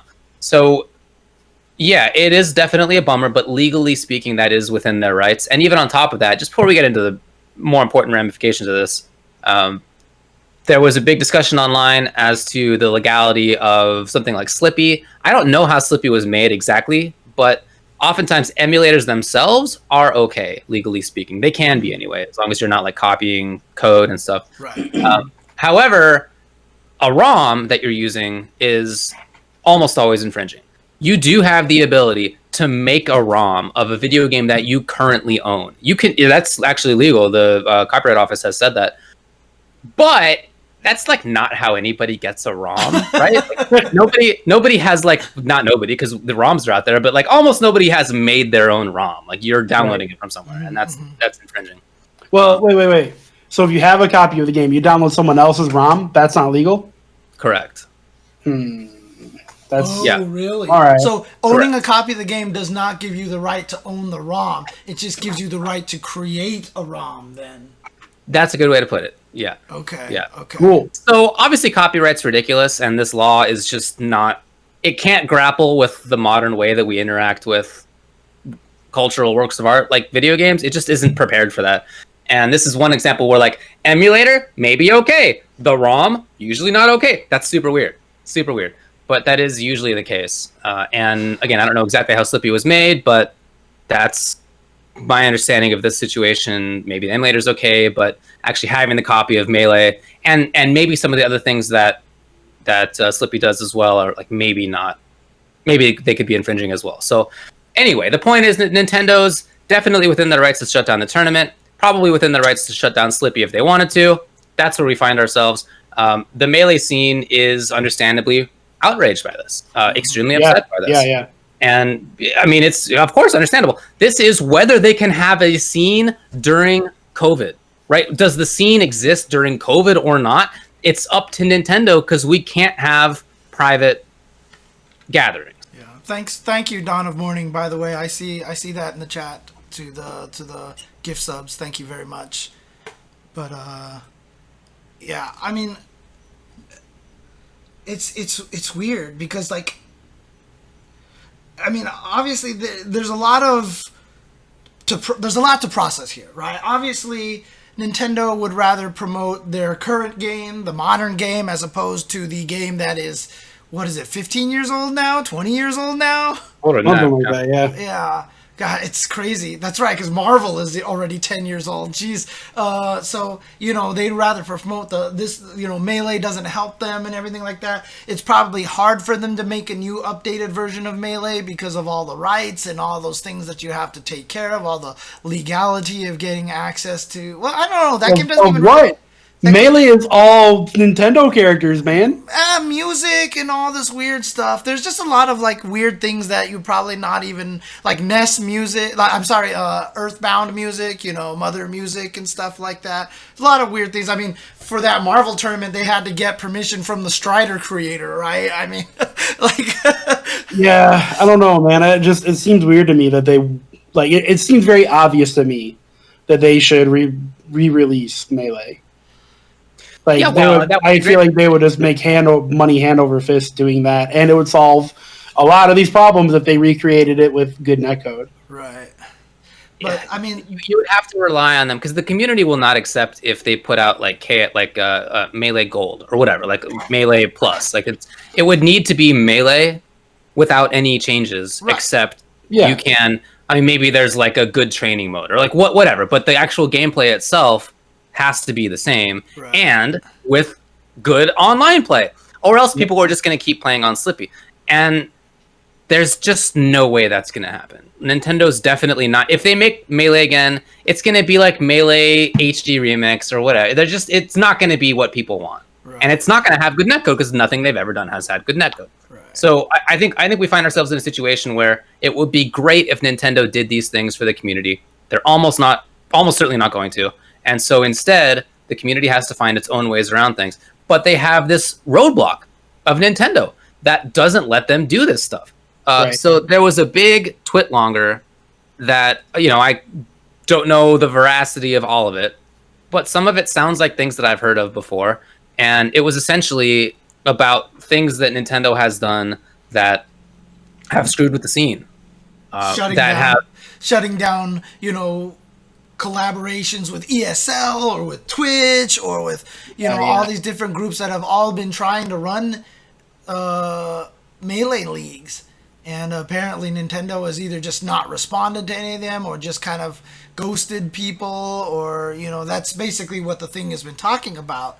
And really, it starts to go into just kind of this whole idea of how Nintendo just like basically is almost kind of like actively trying to kill the Melee scene, you know, and again, you know, it's a weird situation because obviously, you know, Nintendo, I mean, like literally Nintendo, I can't even think of any other company that's more like stick up their butt kind of company out there, but like, you know, at the same time, you know, with all the recent crazy, you know, drama and revelations about a lot of the players and the Melee scene and everything like that, like, you know, Nintendo's probably now feeling like they're justified trying to keep themselves distanced from the community and everything. So I mean, I don't know that has an impact.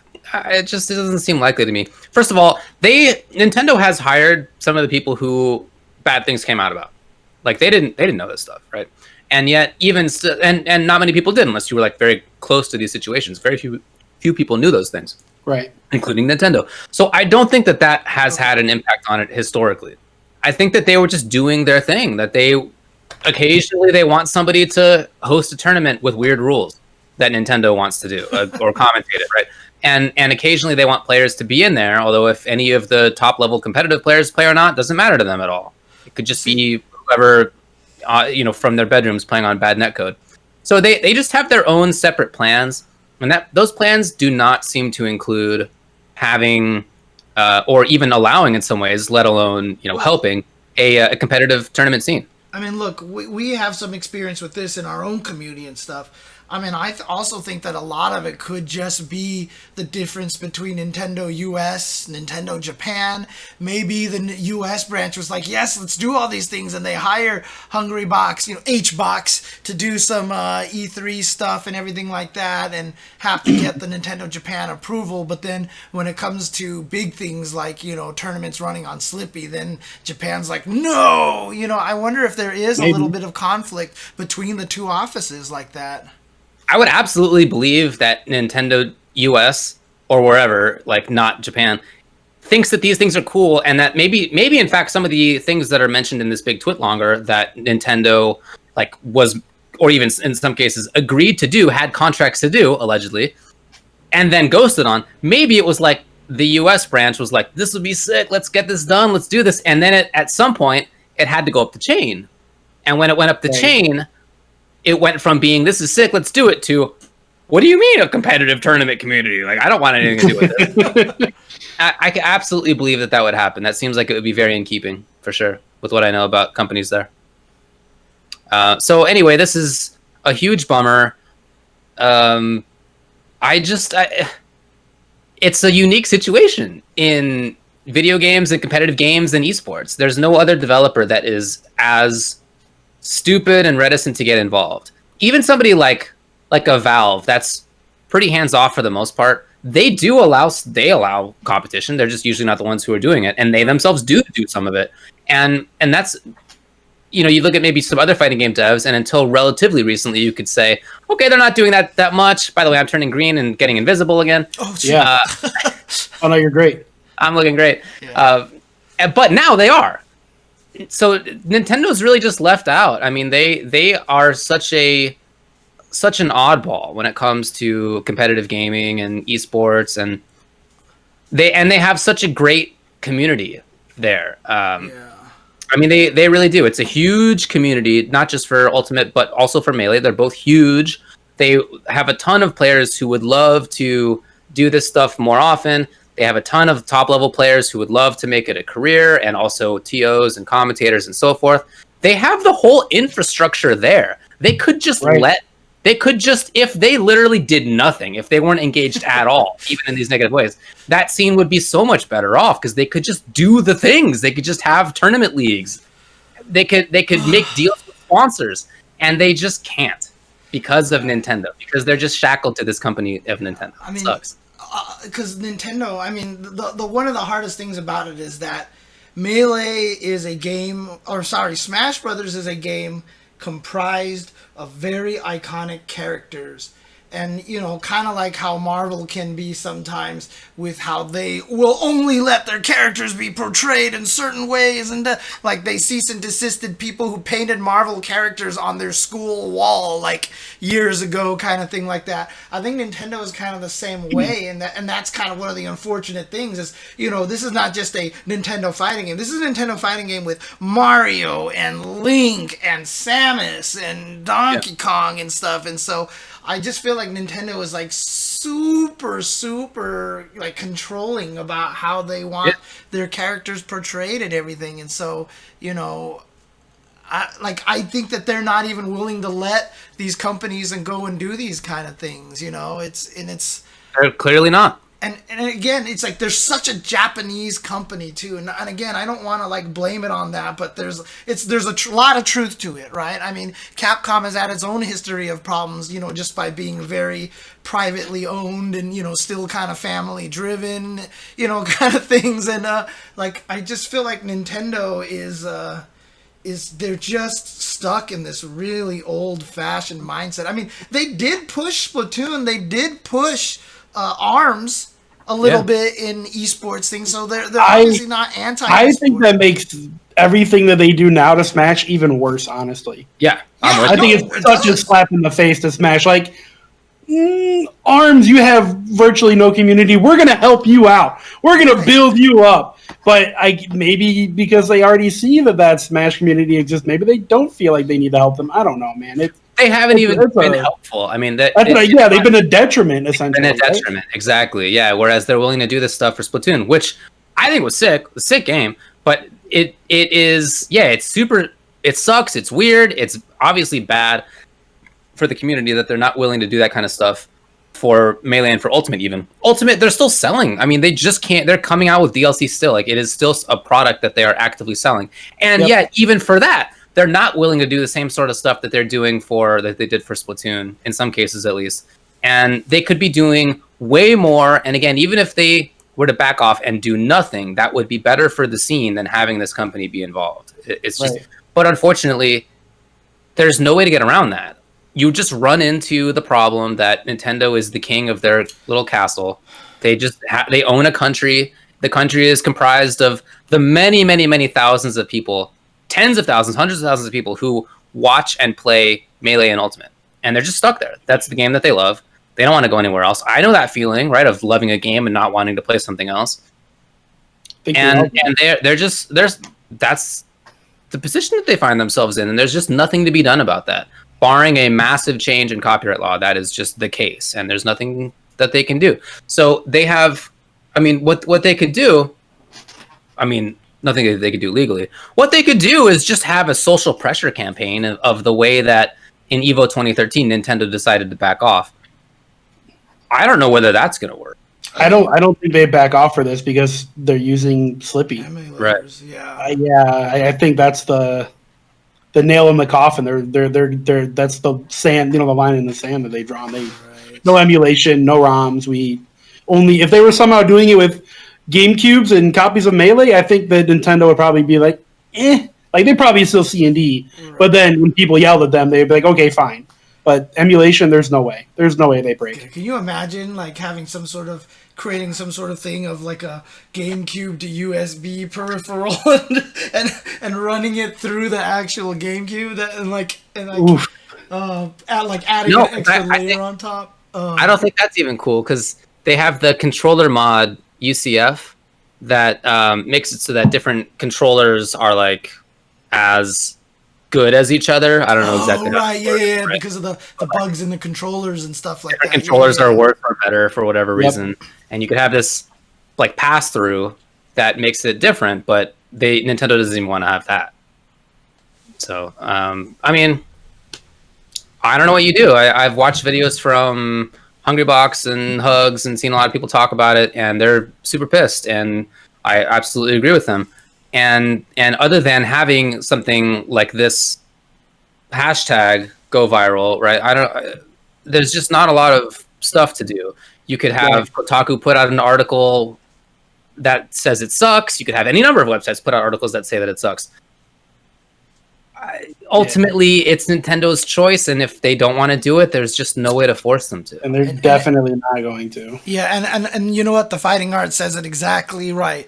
Nintendo doesn't need the FGC at all to survive. Like, they're not going to lose copies of Smash Ultimate, being sold because they did this. That's just the thing. Nintendo games are going to still sell like hotcakes. You're not going to get anyone to boycott anything. It's just not going to happen. It's just not going to happen at all. And certainly not at enough of a rate to make a difference. Yeah, Right. That sucks. Also, yeah, the hashtag tattoo was weird. We can say that. The hashtag tattoo was definitely... Somebody had tattooed free Melee on themselves? Yeah, like 2 days later. Was it right? real? Was it real? What? I wasn't sure. Like, I was thinking maybe it was a Photoshop or something, but... I don't know if it was a Photoshop. I hope it was a Photoshop, but that was going around on Twitter. Like, my brain didn't want to believe it was real. Yeah, I hope that person didn't do that. Man. Well, all right. That sucks for Melee players. Sorry, guys. It definitely does. And especially Yeah, if you guys were in the big house. That stinks. I mean, hopefully, at least that they didn't accidentally, tattoo like chicken, Kung Pao chicken on their chest when someone told them that it meant like heart of a lion or something like that, in Chinese, which has definitely happened many, many times. Kung Pao chicken's pretty good though. Counterpoint. I mean, yeah. It is, yeah. Oh, man. My mom used to, when we used to go to a Chinese restaurant in my hometown, my mom used to go there, and she would order the Kung Pao chicken with no peanuts. I'll take Kung Pao chicken with no peanuts. It was great. God, I forget. I think Kung Pao chicken is one of the not actually Chinese dishes, but one of the, like Egg Foo Young. That's not actually a Chinese dish. It was something made up in America to be Chinese. Well, I was gonna say I feel like the majority of Chinese food in America is probably very Americanized at this point. I mean, I basically made Kung Pao tofu tonight. Like, this is essentially what this is. Well done. It's really good. Yeah. There was like this really like budget Chinese restaurant near our work a long time ago, and their Kung Pao chicken was actually pretty legit. So I got it all the time. Chinese food is always great. And you know what else is great? Those CPT qualifiers, baby. That's right, because the last one of the year just happened. We usually save tournament results for the end, but might as well bang it out now. The last CPT 2020 North America West #2. It was won by Samurai over Alex Myers. It was a really good set. I broke it down on the Monday morning quarters back for this week, the little match analysis stream that I do each Monday morning. It was great. I mean, there was such a difference between the sets in terms of how Samurai played, and in the last set, he definitely blew it up. It was 3-1, and he was looking really good. I felt real bad for Alex, man. I like Alex a lot. Yeah, it's so nice. It's hard because like Alex Myers is one of those guys that I'm rooting for because he's right there on the verge every single time. But I am also a huge Samurai stan, and I have been for at least over a decade now, and I'm so happy for him at this point. And I'm really glad he's made it because he is one of those players that I think has needed to get onto the big stage for quite some time. So I'm really happy that he's made it into Capcom Cup. Obviously, he made it 3 years ago, I want to say 3 or 4 years ago. He's been in Capcom Cup before, but he's back. Congrats to him. And I mean, everybody's sitting there talking about Myers and lag and stuff like that. Like that was, I think they're messing around. Yeah, that was the first time, but it's not the same. He was fine this last time. This was the event that Punk had to start in losers, right? Yeah, what was his run like? I didn't really look into that. He basically dominated losers until the qualifier for top 8. He ran into Prototype, who's a top level Alex player who's been playing Honda over the last 6 months. He's basically switched over to Honda 100%. And he 2-0'd Punk. And it was convincing. With Honda? With Honda. Mm-hmm. To make top 8. Yeah, it was definitely strong. Man, it was cool, man. I had a lot of fun commentating, and all the players who were in there were people who almost all of them, people who I've known for like many years. Yeah. So it was great. It was really fun to be able to do my own region for commentary.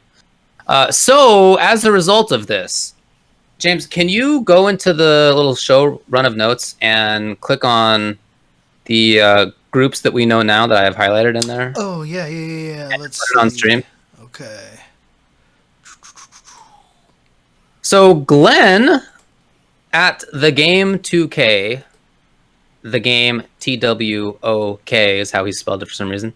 It's just he's been doing stats forever, and he's kept track of the CPT and other pro tours better than like almost anybody, including people who work on it, like me. I don't work on it; I commentate it for. But he certainly does a great job at that, and he's put together this little pick of the groups because we know the groups now. Here we go on the screen for Capcom Cup. They arranged it this time so that we'll know in advance like what the groups are. And here they are. You notice in Group D, this came out before the tournament this weekend. So North America West 2 champion is Samurai. So just stick Samurai in there in your mind. And then the Capcom Pro Tour community vote winner, we'll talk about it in just a second. That voting is now open.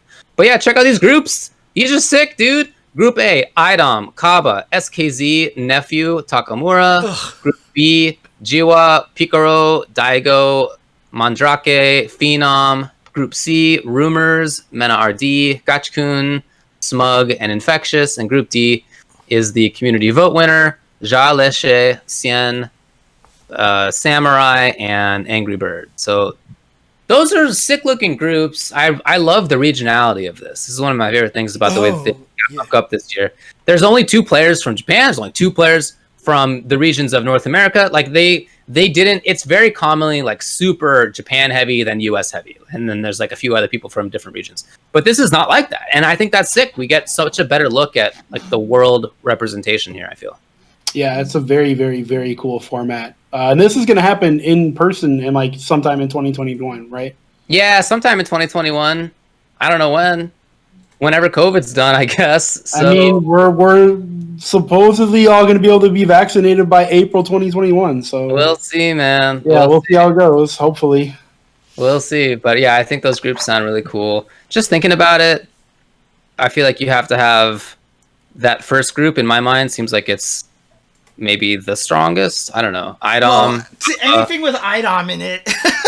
Yeah, and also Kaba. I feel like Nephew's right up there. SKZ looked really dominant and even has blown people up in the Street Fighter League. But yeah, these are all really strong. Infectious, Smug, Gachikun, Mena RD, and Rumors. That's a really good one as well. Yeah. So. And keep in mind, too, like good. People have, I mean, Capcom, this is scheduled for like April or something next year. Because I think Capcom, it was like spring or something like that. Because I think Capcom was anticipating that we would be able to travel again by that point in time. Yeah, when they put these rules together, they definitely originally said it was going to be December of 2020. Right. But that was half a year ago, longer than that at this point, and we just didn't know. We just didn't know how long this was going to last. Obviously, it's worse now than it's ever been, but hopefully by the springtime it might be different. But again, we'll see. I hope they stay safe regardless. So this community vote is on now. The last slot is going to be voted in by the community, hence the name. And this is only open to people who are qualifiers in 2019 who have not already qualified this year. And you don't need to have yourself be eligible. So like Knuckle, who's eligible but didn't put himself into this. But so it's not like a super long list of people. It's just that the list of people who are in it is like incredible. It's like amazing. As James will scroll down here, you get a taste of who's currently in the lead. No, scroll down.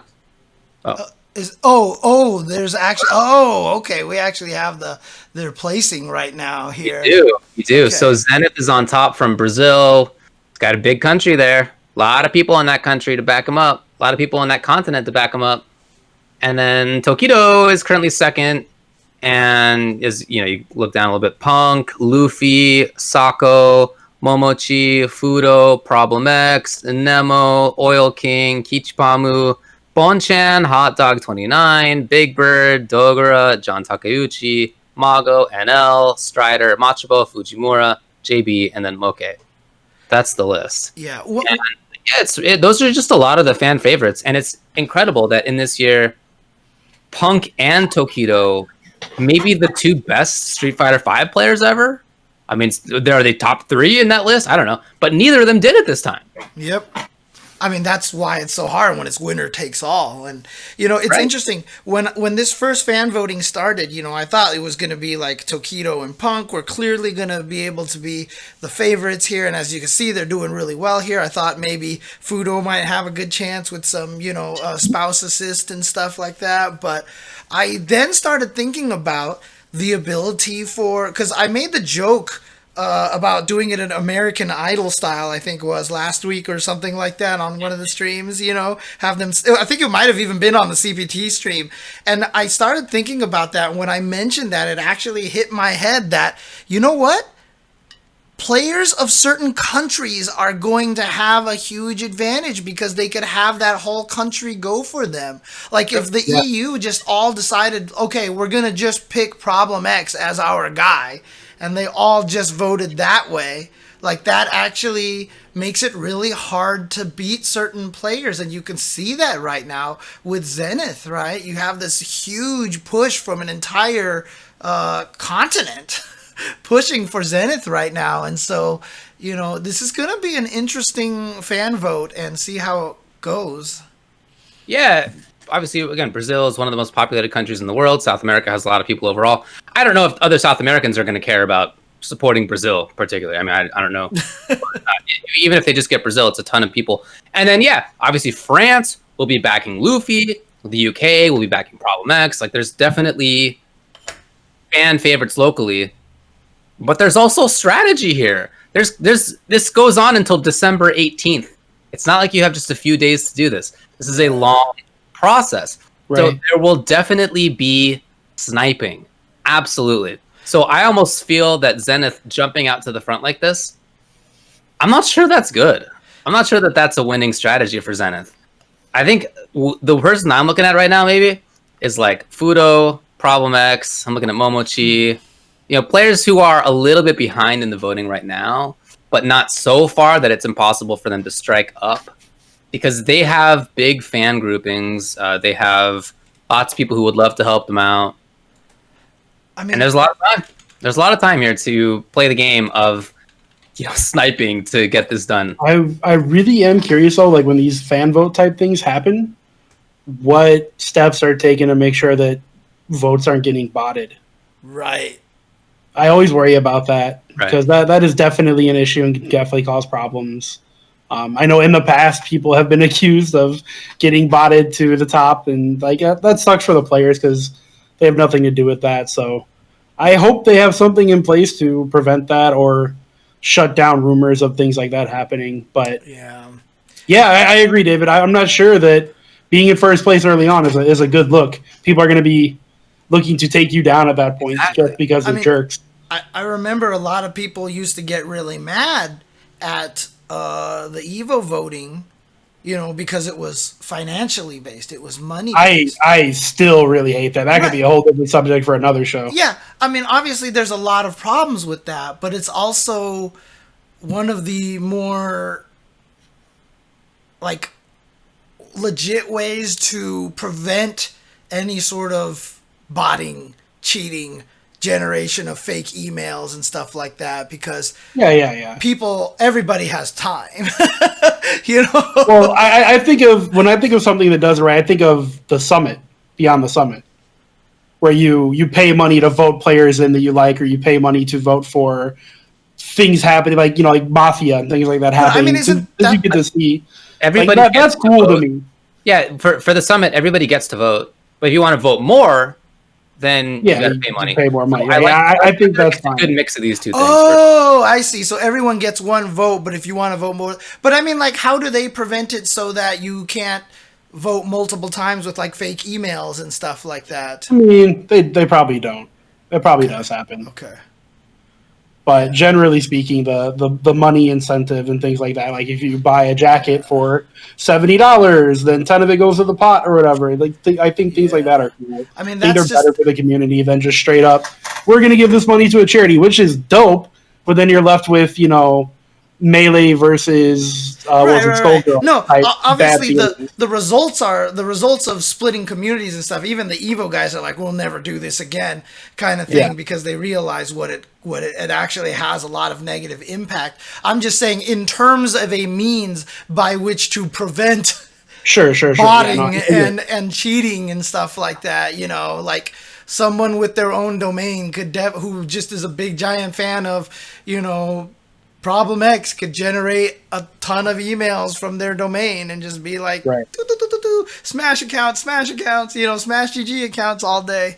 So, funny enough, James, the contractual work that I do full time right now, I do fraud prevention for things like that. Yeah. And let me tell you, there are very easy ways to see if those bots are happening. That's why I was saying I hope that they have some of those systems in place. Yeah, absolutely. There's ways to look for those kind of things, and hopefully that they do have that in place, because it is an easy thing to do. It's very easy to do, to set up those kind of things. I'm saying this as a programmer. It's just not hard to do these kind of things, and so I hope they do have things like that in place to prevent that, or at least. All right, guys. If you had to pick, who would you vote for? Out of those players? Yeah, this is I guess Tokido, he's the most exciting player to watch of any of those. I mean, if I'm being straight up honest, I like to see Tokido win. Bone-chan might be cool. Bone-chan. Other than that, I'm indifferent. The Bone. Yeah. The rest of the players I'm completely indifferent on. But yeah, I would like to see Tokido win. Yeah, that would be my pick as well. Just because, I really want Punk to be in this event because, like I said, I really want to see him take one of these things. But I know he's really kind of bummed out on the whole thing. And, he's even said himself that he doesn't want to be in it anymore, that he kind of lost the drive and all these things like that. And again, as an emotional player who gets salty, I totally understand that. I respect that. I mean, I hope he's recovered a little bit and everything like that. But, if that's how he feels, then for me, it's going to be Tokido that I would like to see in there for sure. Yeah. So. Yeah. If Punk is serious about not wanting people to vote for him, A, it's not working that great, but B, then, okay, I wouldn't vote for him. Easy enough at that point. But I think that Tokido, it would be very hard for me to vote against him, I guess. I think I'm not going to vote. I think I'm going to pull like a journalist who doesn't vote. It's the kind of situation here. Right. Of just like being neutral. But yeah, maybe I don't know. I would love to see Kichipamu in there. How about that? Oh, that's not going to happen. I'm aware. Someone said that Punk actually backtracked and that Do convinced him to stay into the voting, so he does want to get in there. Oh, he really? Okay, that's great. Okay, cool. So that's great. Basically, then for me, then it would either be Punk or Tokido, right? And again, I know a lot of people have been giving Punk shit about being very emotional about the loss and everything like that. And this is obviously as a person who gets very emotional, I'm biased. But I just think that's got to stop, man. The guy is passionate about these things. And to me, that makes me side with him so much more. That, he comes off cocky and he comes off like, yeah, I'm the best, blah, blah, blah. But, he really wants to win these things. And he's very emotional about it. It's why we talked about it last week, about him crying on SFL. I thought that was it was a telling moment. The reason why I wanted to bring it up is because it was such a revealing moment of, the shield that Punk has with the bravado and what he really feels inside. And, like I said, it makes me a bigger fan of Punk to see how kind of emotional he is about this whole entire thing. And like I said, obviously biased because I'm more emotional than anybody, but James, quit being so emotional about people being emotional about players being overly emotional. Sorry. That's like several layers of emotion there. My roommate always gets mad at me because I apologize about a bunch of things. Like he'll bump into me and I'll be like, "Oh, sorry." And he's like, "Why are you saying sorry? Stop saying sorry." And my response is usually sorry. I'm apologizing, damn it. Yep. There you go, yeah. Yeah. I hope Tokido wins. Let's go Tokido. I want to see more of those wild EX headbutts through fireballs that surely are going to kill me. I want to see more of that stuff, man. Like, Punk is an amazing player, but Punk ain't never done that shit. Yeah, Punk is just a consistent player. That's true. I mean, just. You know, like some people are saying in the chat that, you know, they don't like the fact that Punk never gives his opponents credit and stuff like that. Look, everybody who has played fighting games with me knows that I spend the entire time complaining about how ass my characters are, or how cheap the other character is, or that, oh god, I wish I had this controller, or da da da da da. This is the emotional response from people. This is just how you react to things. Like, people will give me advice and I'll be like, but that's not gonna work. Like, that shit will never work. I'm trying to do that and it doesn't work. But honestly, I'm listening and I'm processing it, but the emotion prevents you from going, you're right, I do suck right now, and this other person outplayed me. Dude, the emotions is hard to overcome with that. So ST Cammy does actually suck, but that is true. And that's just what it comes down to, right? So I've had to work really hard on, the Tekken Rage clip. I had to work really hard on not crying about, you know, that Snake Edge being cheap kind of thing, you know, but it's hard. It's hard. It's hard. When you're an emotional player, it's very hard. I'm just going to say it that much. So, yeah. All right, guys, you heard it here first. It's hard. It's hard. It's hard.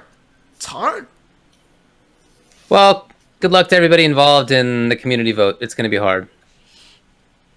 Yeah. All right. Anything else to say about this stuff?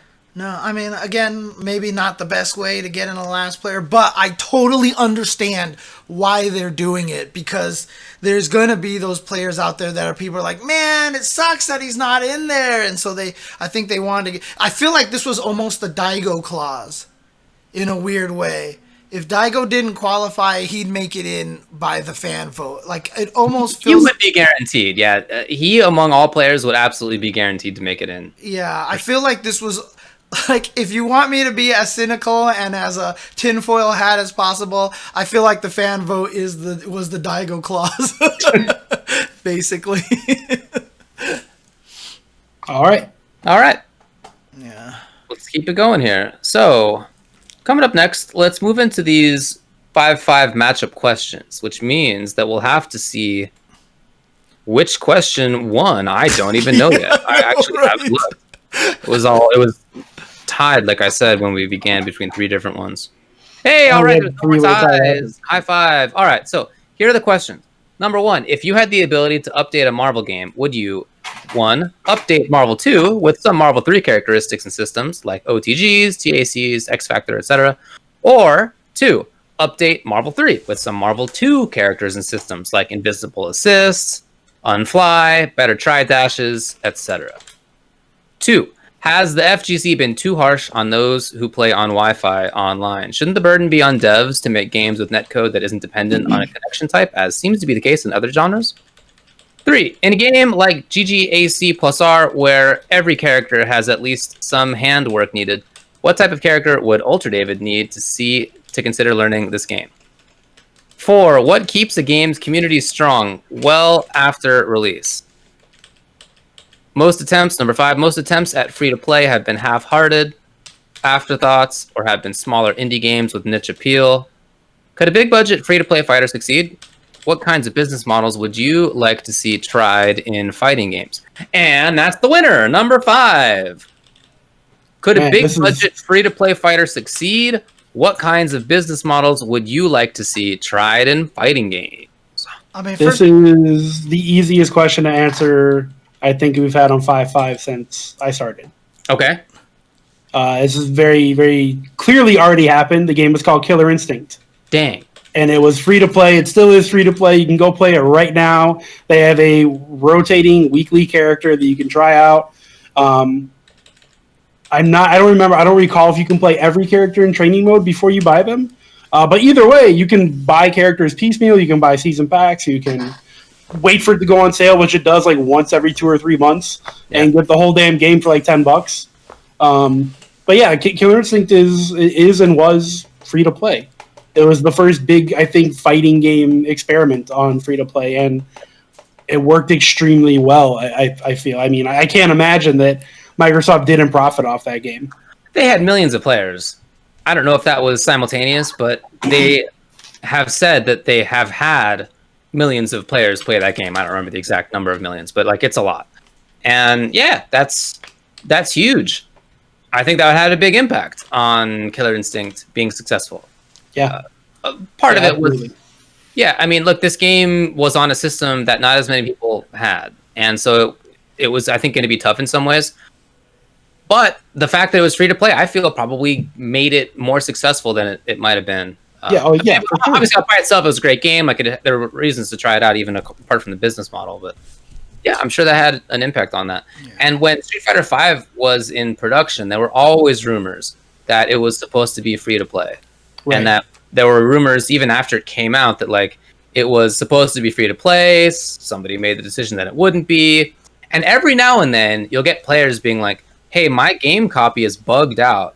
One or more of the characters is not on the character select screen." Yep. This happens not infrequently, and that is maybe a sign that like the game is coded in a way that it could have rotating characters being selectable, like a free to play model would.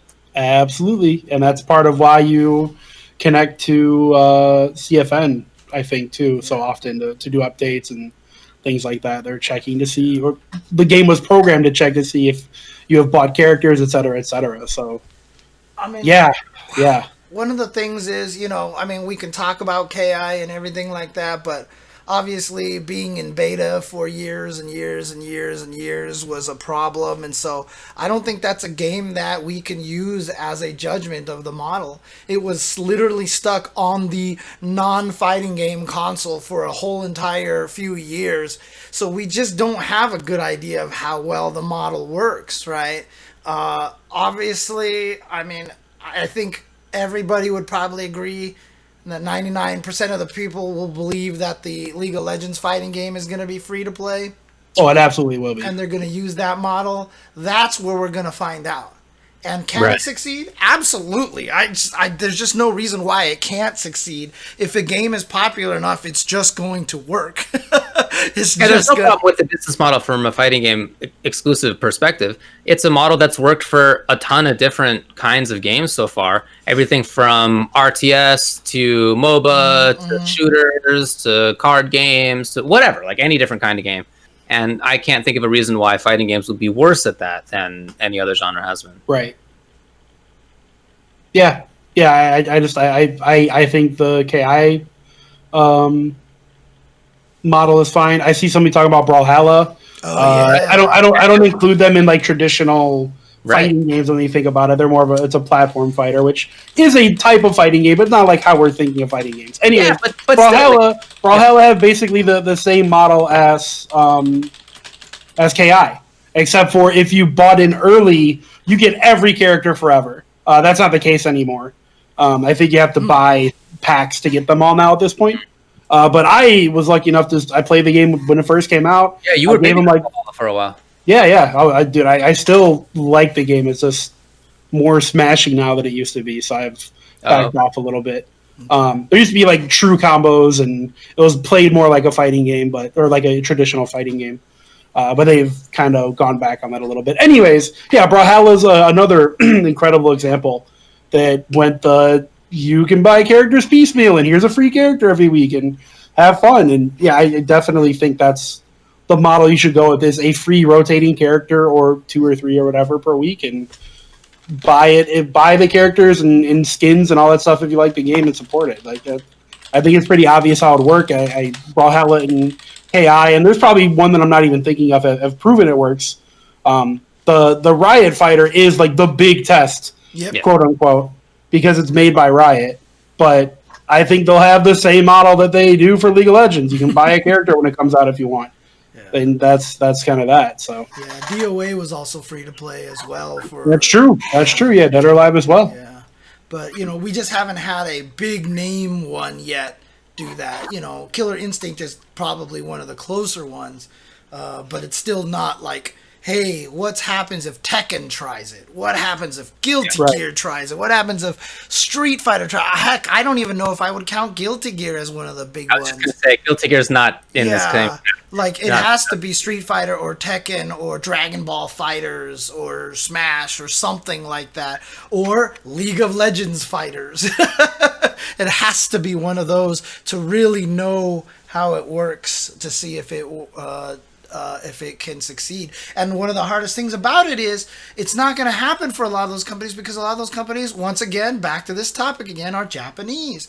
And Japanese companies do not understand longevity of sales, right?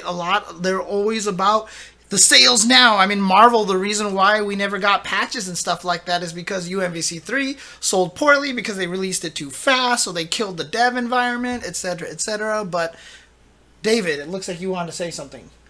There was definitely a free-to-play Tekken. There was, That's yeah, right. that's true. There was. There was, yeah, and people played it for a little bit too. But that was only online, and the online play wasn't good. So if you're gonna make a free-to-play game that you play online, Yeah. you know, it has to have good netcode, and that wasn't the case. So It kinda that's a cracked me up. real.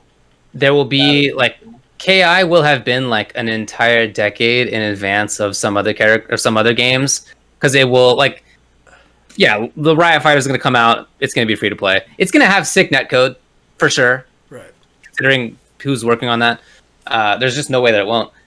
And that's going to come out not anytime soon. I mean, I don't know, but like it's going to be a few years probably still, but just based on how they're talking about that. KI will have been 10 years ahead on both of those than like a lot of other games. There will be games coming out a decade after KI that don't still have good netcode and that aren't free to play. So shout out. That's KI. wild. Yeah. Yeah, it's Anything true. else to say about like, it is weird because Japan is also, like some people are saying in the chat, they're killing it with gacha games, so they have to have starting to make this understanding. I'm just wondering if, like, game companies like Capcom and Bandai Namco, and we've already talked about how old-fashioned Nintendo is. It's are they? I don't expect that at Nintendo, but I wouldn't be too surprised to see it. Again, rumors were always there that Capcom was even thinking about it, and maybe they just weren't ready to pull the gun on it yet. But whenever SF6 comes out or whatever's next, I wouldn't be sick if it's free to play. That'd be I cool. wouldn't be surprised. Yeah, for sure. All right, good enough for this one. Yep. All right. We did it. Do you want to tackle the number 2? Yes. In fact, let me just say this one. So, in a game like GGXAC+R, where every character has at least some handwork needed, what type of character would UltraDavid need to see to consider learning this game? I would say that I don't feel like I have hand problems in that way now. It's taken a ton of work for me to get there, but like I no longer think of execution as being a barrier for myself in that way anymore, which is great. Yay! But also, it would need to have an interesting grappler archetype, and it doesn't. So you're saying that Potemkin is boring and stupid? Boring. He's not stupid, because when he came out, he was really revolutionary in some ways for grapplers, but that was 400 years ago at this point in fighting game terms, and I just find the character really uninteresting now compared to what other characters are doing. So yeah, if they had a cool archetype that I liked, I would give it a second look, but... You gotta blame FAB on that one, dude. Nobody wants to unleash FAB. We'll see. I'll try it and strive. Yeah. Okay. I played, back in the day when I played Gear 15 years ago, I played, of course, Potemkin and Axel. You guys all know that art. Even if you didn't know that, you knew that. Yep. All right. I'm surprised you never picked up Robokai. Oh, I always thought he was so cool, but by that point, by the time there was a Robokai, I had already not been playing Gear for a while. Because he's also kind of got that Sentinel voice, which I know you like as well, right? Okay. I would say my second favorite fighting game character voice ever actually is the early XX Potemkins. Those were sick. Oh, with the heavenly Potemkin Buster! The first time I heard that in the arcade, I was like, this is so sick. I remember feeling that way. It was so cool. Look, remember, David just loves robot voices, remember? He just loves robots. Oh, man. Cool. All right. That obviously means that wasn't the winning question. So number 2 was, what keeps a game's community strong well after release? Whoops, I did not type that correctly. Release? Question mark. Yeah, exactly. Locations.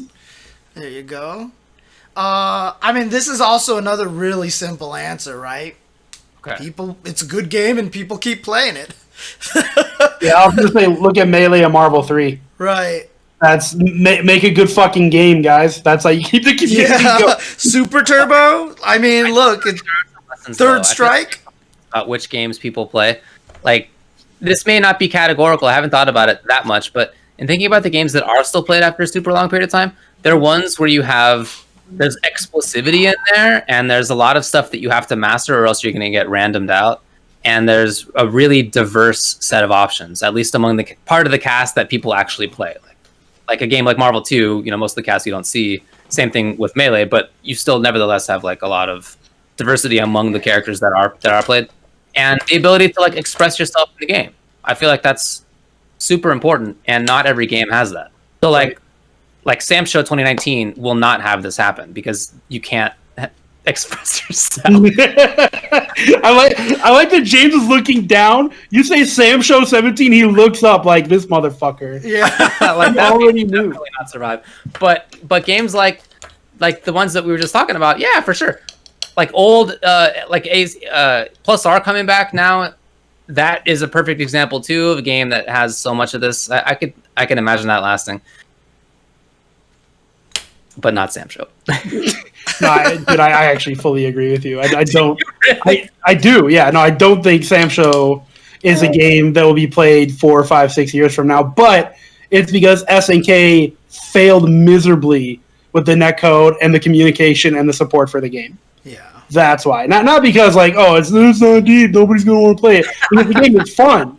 The game is fun, and that's what matters. I never talk about this anymore. I just wanted to poke you guys. So I don't. Yeah. I figured as much. I know. But yeah, no, I think that's actually a really good example of a game that won't be played later because the netcode is awful and the UI is awful, and they had some really cool characters and some fun gameplay, but the initial community never grew because they couldn't play online with each other. Yeah, it sucks. Like it just never got big. There was like the 100 guys playing online because we really loved the game, and that was it, And then I mean, obviously, like make a good video game, dummies, is how you get people to play it for a long time. But there are things like David, good netcode and Sam Show good UI and good presentation and voice acting and graphics and blah blah blah. But all culminates in make a good game, dummies. So and having a strong community is nice. I mean, there have been some games that haven't had like a cohesive community that haven't done quite as well. Sure. Whereas games that have really super dedicated people who like work really hard to maybe make like Super Turbo Tournament of Legends, for example, that kind of stuff is important for the long term survival of a game. Absolutely. Like and maybe Melee is an example of this as well, where for a while they were kind of on. Certainly, maybe not the downturn, but like it wasn't as huge as it later exploded into being. And part of that is due to community-focused stuff, not just the game. Yeah. The game's a huge part of it, obviously, but also things like the documentary coming out and the Evo appearance, and just there were other things that fed into that as well that were more community side. And I think those are hard to bottle up and have an easy explanation about because they are so.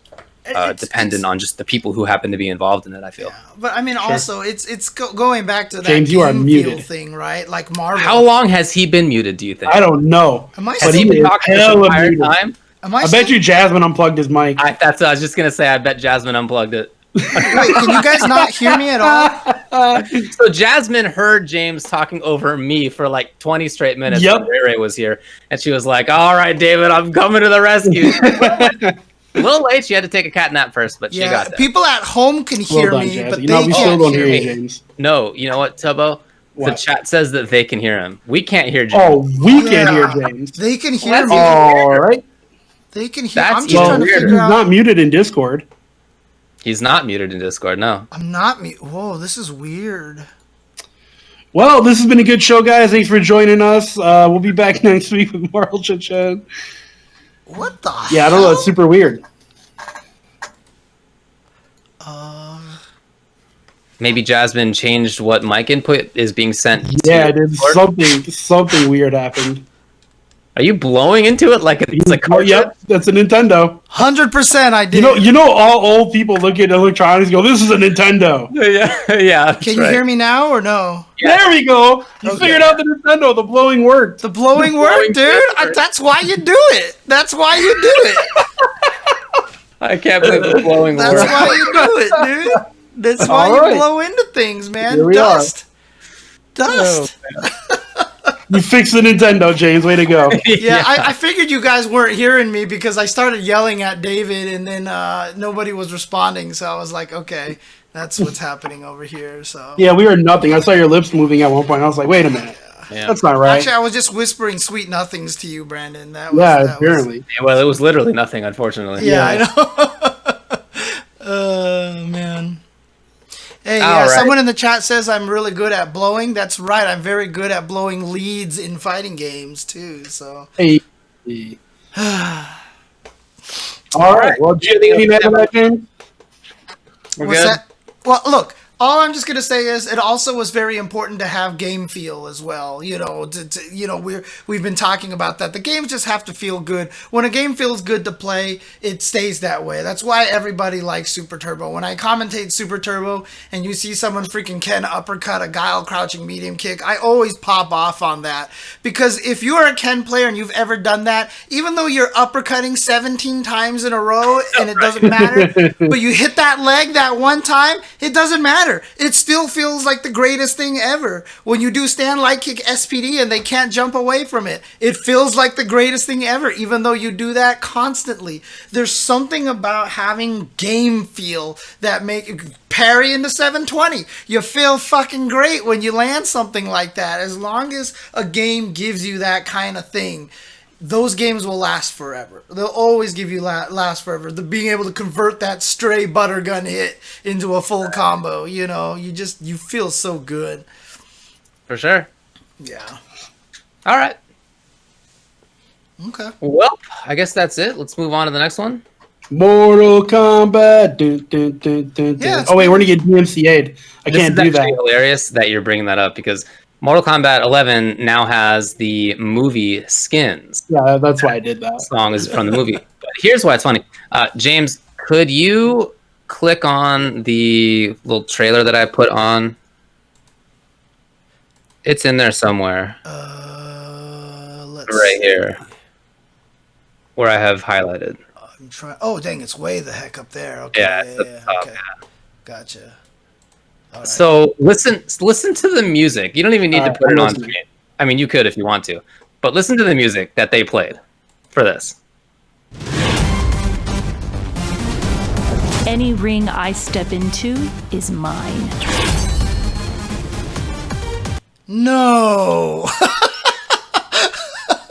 I'm just gonna stop it right there. That was I could hear the movie theme. No, it's not. Play it. Keep playing it. Play it.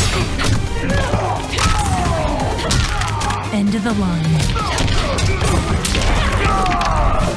Then this fight is now personal. It's like a fake version of it. It's not the movie music. They couldn't get the rights to the movie music? I couldn't believe this when I saw it. They got the rights to these three actors' faces and voices. And somehow they didn't actually get the rights to the movie music. I was blown away by this. I'm assuming that they're using whatever the voice actors union is, those actors for their game. Because if you use one of those actors, they all have to be part of the union. That's how the shit works, right? So I'm assuming that those three people are part of the voice actors union. SAG, there it is. The screen, whatever it is. Screen Actors Guild. Yeah, but it's different for voice acting alone. Anyways, you guys know what I'm saying. They're all part of that. So it makes sense if they can get their faces. That music has nothing to do with anything, right? That music is completely separate. It's like trying to evoke the feeling of of course, movie of music, course. but like it's not. It literally sounds like someone's on their like little budget Casio with like the little tiny keys. You know, like I mean, Kind of reminds me of the Jurassic Park theme played through a kazoo. I don't know if you guys ever seen that video, but that's like the feeling I get from it. It's just not right, man. Well, they do have these MK movie skins out. The Raiden one in particular looks super sick. I feel like they nailed how that dude looked. I just really like the Sonya Blade one because we don't have to listen to Ronda Rousey's voice acting anymore. Got an actual actor now playing Sonya Blade. Yeah. That I mean, they did a good job with these skins. I like these skins a lot. And yeah, they're cool. They're super cool. Yeah. For the record, I will still say that budget Mortal Kombat movie music is still probably better than all the music that's in the game right now, and would actually get me more hype. Probably, but also yes. You know what's funny is I watch a lot of MK streamers. Not one of them plays the Mortal Kombat soundtrack that actually is in the game. They literally all of them are playing other music over it, including me. Of course. Anyway, so I wanted to bring that up. You can buy those 3 skins. They're $5.99 if you're interested in that. I also just wanted to talk briefly about the patch that came out last week. The Mortal Kombat 11. Marvel on the brain, dude. Got me, dude. Yeah, so it's a new patch with a lot of different changes, and last week I had not had a chance to play the new characters on account of Cat was in vet situation for a while. He's doing fine. Yeah, totally. And I just want to say I think they're all good, and it's cool because each one of those 3 characters have had people on Twitter being like, this character's the best of these 3, obviously, and the other ones are like good, but like obviously Rambo's the best, or like I think Rain's the best, or like it's Melina. Melina's the best. Each one of those 3 has had people saying that, which is always cool to see as far as the balance of the situation goes. I think it's Rain, but we'll see how that turns out. And as far as watching and playing over the last week with customs in there, it's been super sick. I've been really excited about it. I've had a blast watching and playing and just like coming up with new stuff myself and seeing what other people have. I didn't know most of the custom moves because I never did the investigation because it wasn't something that was in tournaments, so I didn't care.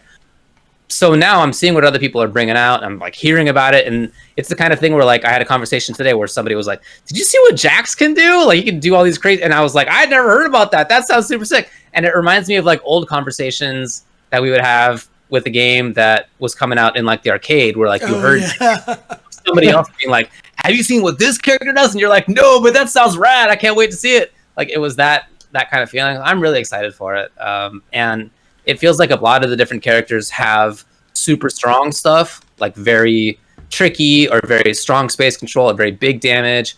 It's just kind of amped it all up. And yeah, for me, again, I'm really excited about it. I've been playing a lot. I think Baraka has a couple of really good variations. I think Rambo seems really fun. He's definitely the kind of like grappler and also kind of zoner that I enjoy playing. It really fits me well. That's who I'm playing. And I'm still playing RoboCop too. We'll see how that goes. So anyway, congrats to everybody involved there. I really like how the game's looking. No one's found anything that seems particularly broken right now. As far as other game news, we can move on to the next one here. There's just a brief amount. It's not a ton to talk about. Hang on a second. I'm muted again. Oh yeah. You... I think it's time for a new mic, James. No, what you got to do now is wiggle it a little bit and like push it all the way to the side. Yeah, I know, right? Can you hear me at all? You can now, yeah. Okay, dude, blowing on it works, dude. So, no, I was saying, like, nothing seems particularly broken right now. Like, there hasn't been any crazy combination so far that's surprising people. I wouldn't say anything seems broken just because so much stuff seems really strong. Like, Jackie's maybe even better than before based on some of the new variations that people are complaining. And Cetrion's probably better. Like it's just, but are they too good? Because like a lot of other characters have a lot of really zany and strong stuff. So we'll see. I wouldn't be surprised if they end up needing to change some of the stuff here and there. But in week number 1, everybody's experimenting so much that it's just hard to tell how it's going to go, I think. Yeah, if people are wondering why they can hear me and they can't, it's because, as per Hanzo's suggestion, I switched to a completely digital mixer option. I'm not using the hardware mixer, but the problem is, as with everything on PC goes. If one thing is using the mic or the camera, something else can't use it. So I have this microphone right here going to my mixer so that it's going so Discord can pick it up. But then on Discord, I'm sorry, not so that Discord can pick it up, so that my computer, my XSplit can pick it up. But I can't use this microphone as a result in Discord for Tubo and David to hear me. So I'm using this microphone for David and Tubo to hear me.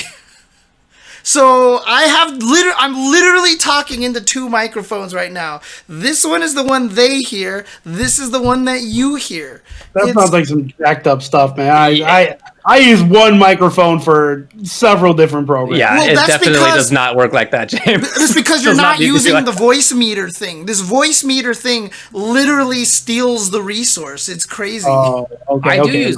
use I use voice meter. Are you using voice meter, Banana? I'm not using it right now, but when I stream myself, yeah, I use voice meter.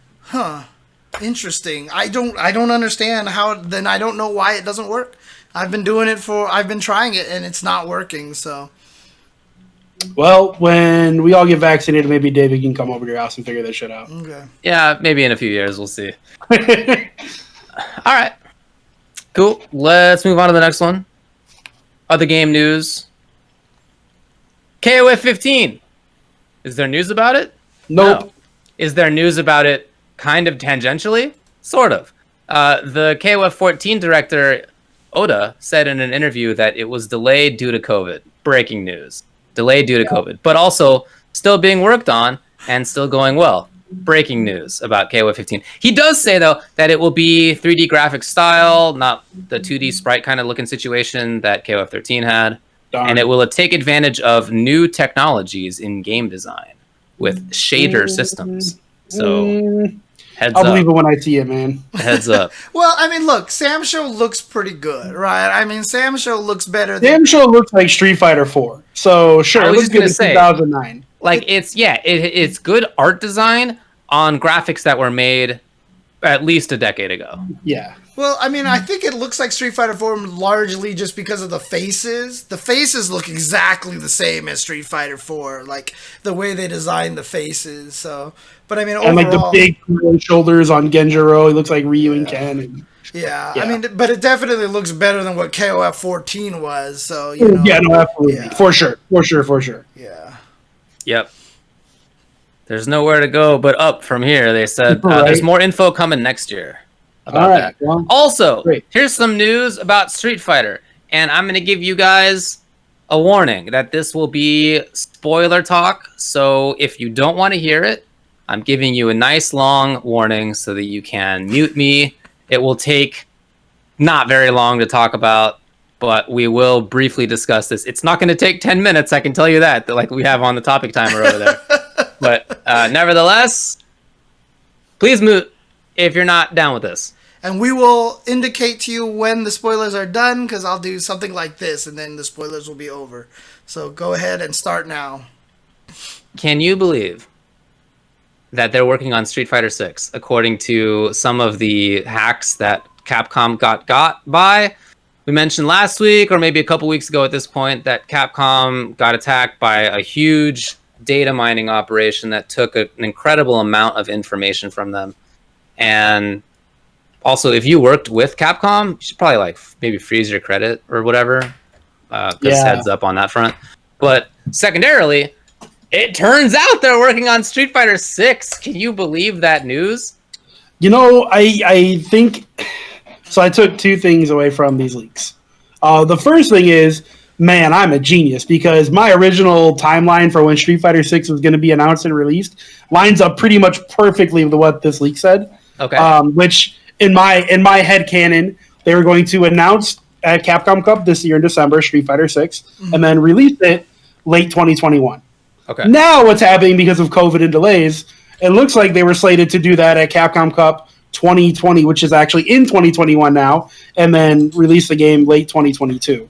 So in my head canon, if COVID didn't happen, my timeline on when that game was coming out was perfect. It sounds like it.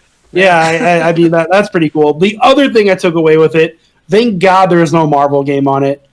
just thank the heavens. Like it's not that I don't want a new Marvel game. It's that I don't want people speculating that there's a new Marvel game because there's not. I get so frustrated because, man, nobody wants a Marvel 4 more than me. Nobody wants that game more than me. Nobody on Earth. They did make a Marvel 4, actually. No, that was Infinite. That's different. Okay, dude. You have some nobody wants opinions another about Marvel this game versus here? Capcom game. Yeah, nobody wants that shit more than me, right? But you need to accept the reality that Capcom dropped the ball and they're never picking it back up. Marvel is done. Like they even if Capcom went to them and was like, please let us make a game, Marvel's going to say no. You sucked at it. We're not doing it. Sorry. So can you guys still hear me or not? Or yeah. Yep. I can hear you now, James. Yeah. Cool. Okay.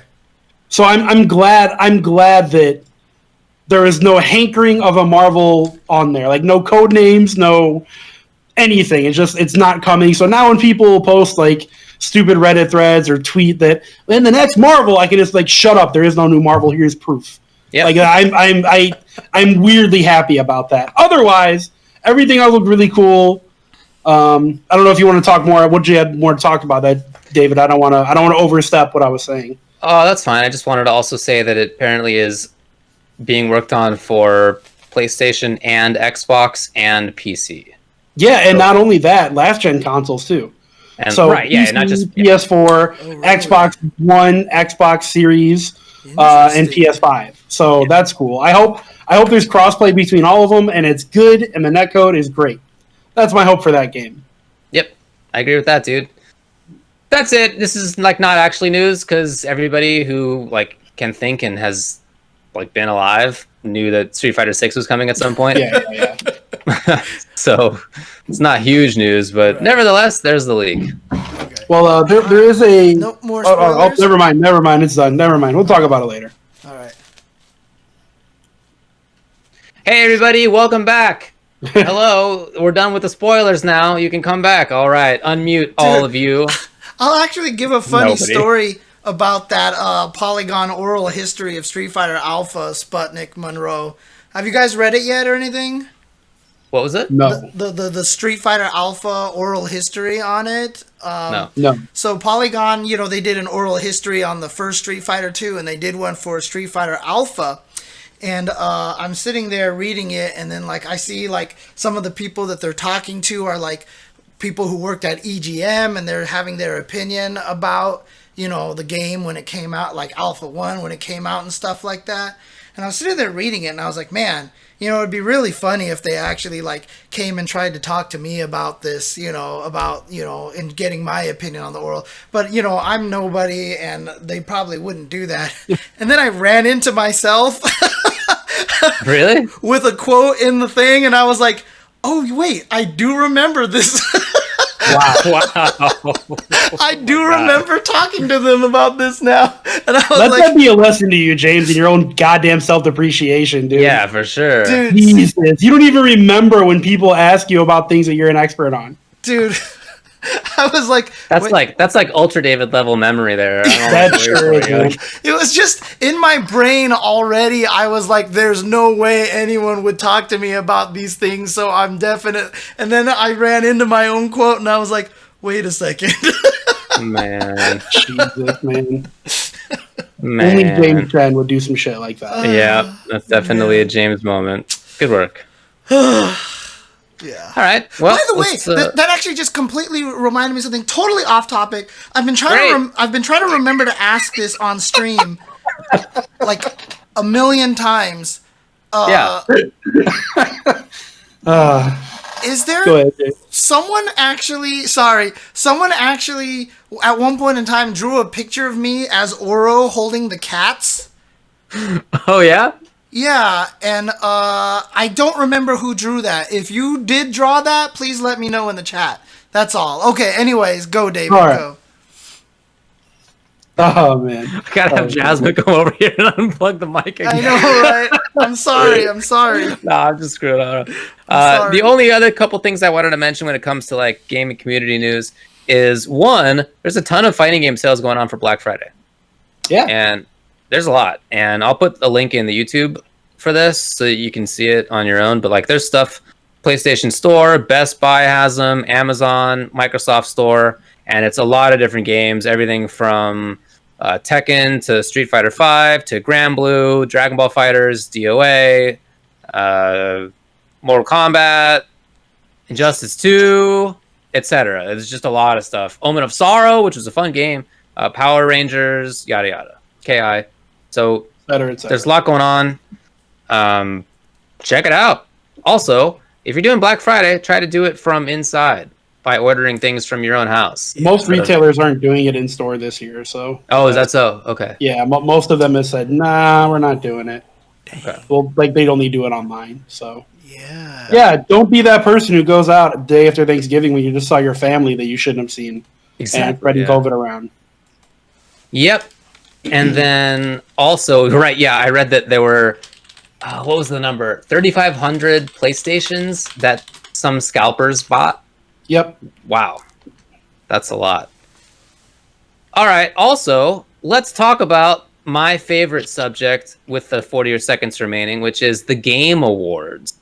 Oh. Category of Best Fighting Game of the Year 2020. Let's do it. Grand Blue Fantasy versus Mortal Kombat 11 Ultimate, which came out a week ago. But all right. Street Fighter 5 Champion Edition. Under Night in Birth, EXE Late. And also, One Punch Man. Gotta be One Punch Man. One Punch Man. Gotta be. Did they even list it as the Uniclair? As the CLR? It actually is Uniclear. Okay. Yeah. Okay. So I feel like here's what happened with this list. One, the one fighting game dude who works on this, who's even consulted at all about this, is like, check out like Under Night's pretty sick. This game's great. I'm really enjoying this game. Please have it on there. And then other than that, it was like they were Googling and they were like, all right. What came out this year? What came out this year? I think Grand Blue came out this year. Mortal Kombat came out a while ago, but like they're going to have a new one that was just announced as we're putting this list together.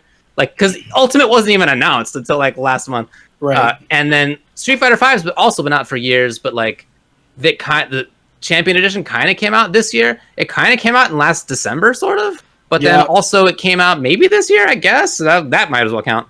And then, also One Punch Man, according to Google, came out this year. Like, that was the conversation, for sure. Yeah, There's no research put into this. Anyway. Dude, fighting games are always, like, a afterthought when they put these things together. They don't really care. Dude, they do not know. When I sit here and tell people that the fighting game community is still super niche and that we're really small peanuts at this point, I mean, it's just the truth. We're just not there yet. We have so much more work to do, which is why there's a lot of like, it's just too much drama and shit. And then you get Nintendo cease and desisting everybody all day and stuff, and it's rough. I mean, it'll never be as big as some of the other stuff. It's fine. We've all come to terms with that. Yeah. Let's move on to the next one here. We talked about some tournament results, but let's just briefly mention that Smash Summit 10 also happened, and it was cool. I watched a little bit of it. It's invitational, and it was won by Zane. Mango got second. It was cool. Was this the last Melee major to happen? Maybe it's different because was this in person? Did they do this in person? No. This okay, was so Smash Summit 10 online. So what you're telling me is they didn't get cease and desisted by Nintendo. Yeah. So that means Nintendo just probably wasn't aware of it. It's like somebody's going to go to Nintendo and be like, hey, we're doing this thing in an emulator. There's no way they did that. That may be right. It may also be that since it was an invitational and there was no entry fee, maybe they didn't care as much either. I have no idea. It's hard to know. I don't know. Yeah, I mean, the Big House definitely has been partnered with Nintendo, obviously. Not this year. Right. Well, what else? Oh, yeah. The DMC 3v3 Battle of the Rising Stars climax for Killer Instinct was this past weekend. How'd you do in it, David? How did I do? There I was, James. There I was. It was at about 1 o'clock. It started at noon my time, and at about 1 o'clock, they actually began the tournament itself. Maybe it was 1:15. They had a pre-show before that, and my team was slated to be second. I had to do check-in for CPT commentary at 2 p.m. So I had a window here of like 45 minutes where I could have played. And if the first team's matches had been like an OCV, if it had been a blow-up, maybe I could have been able to play.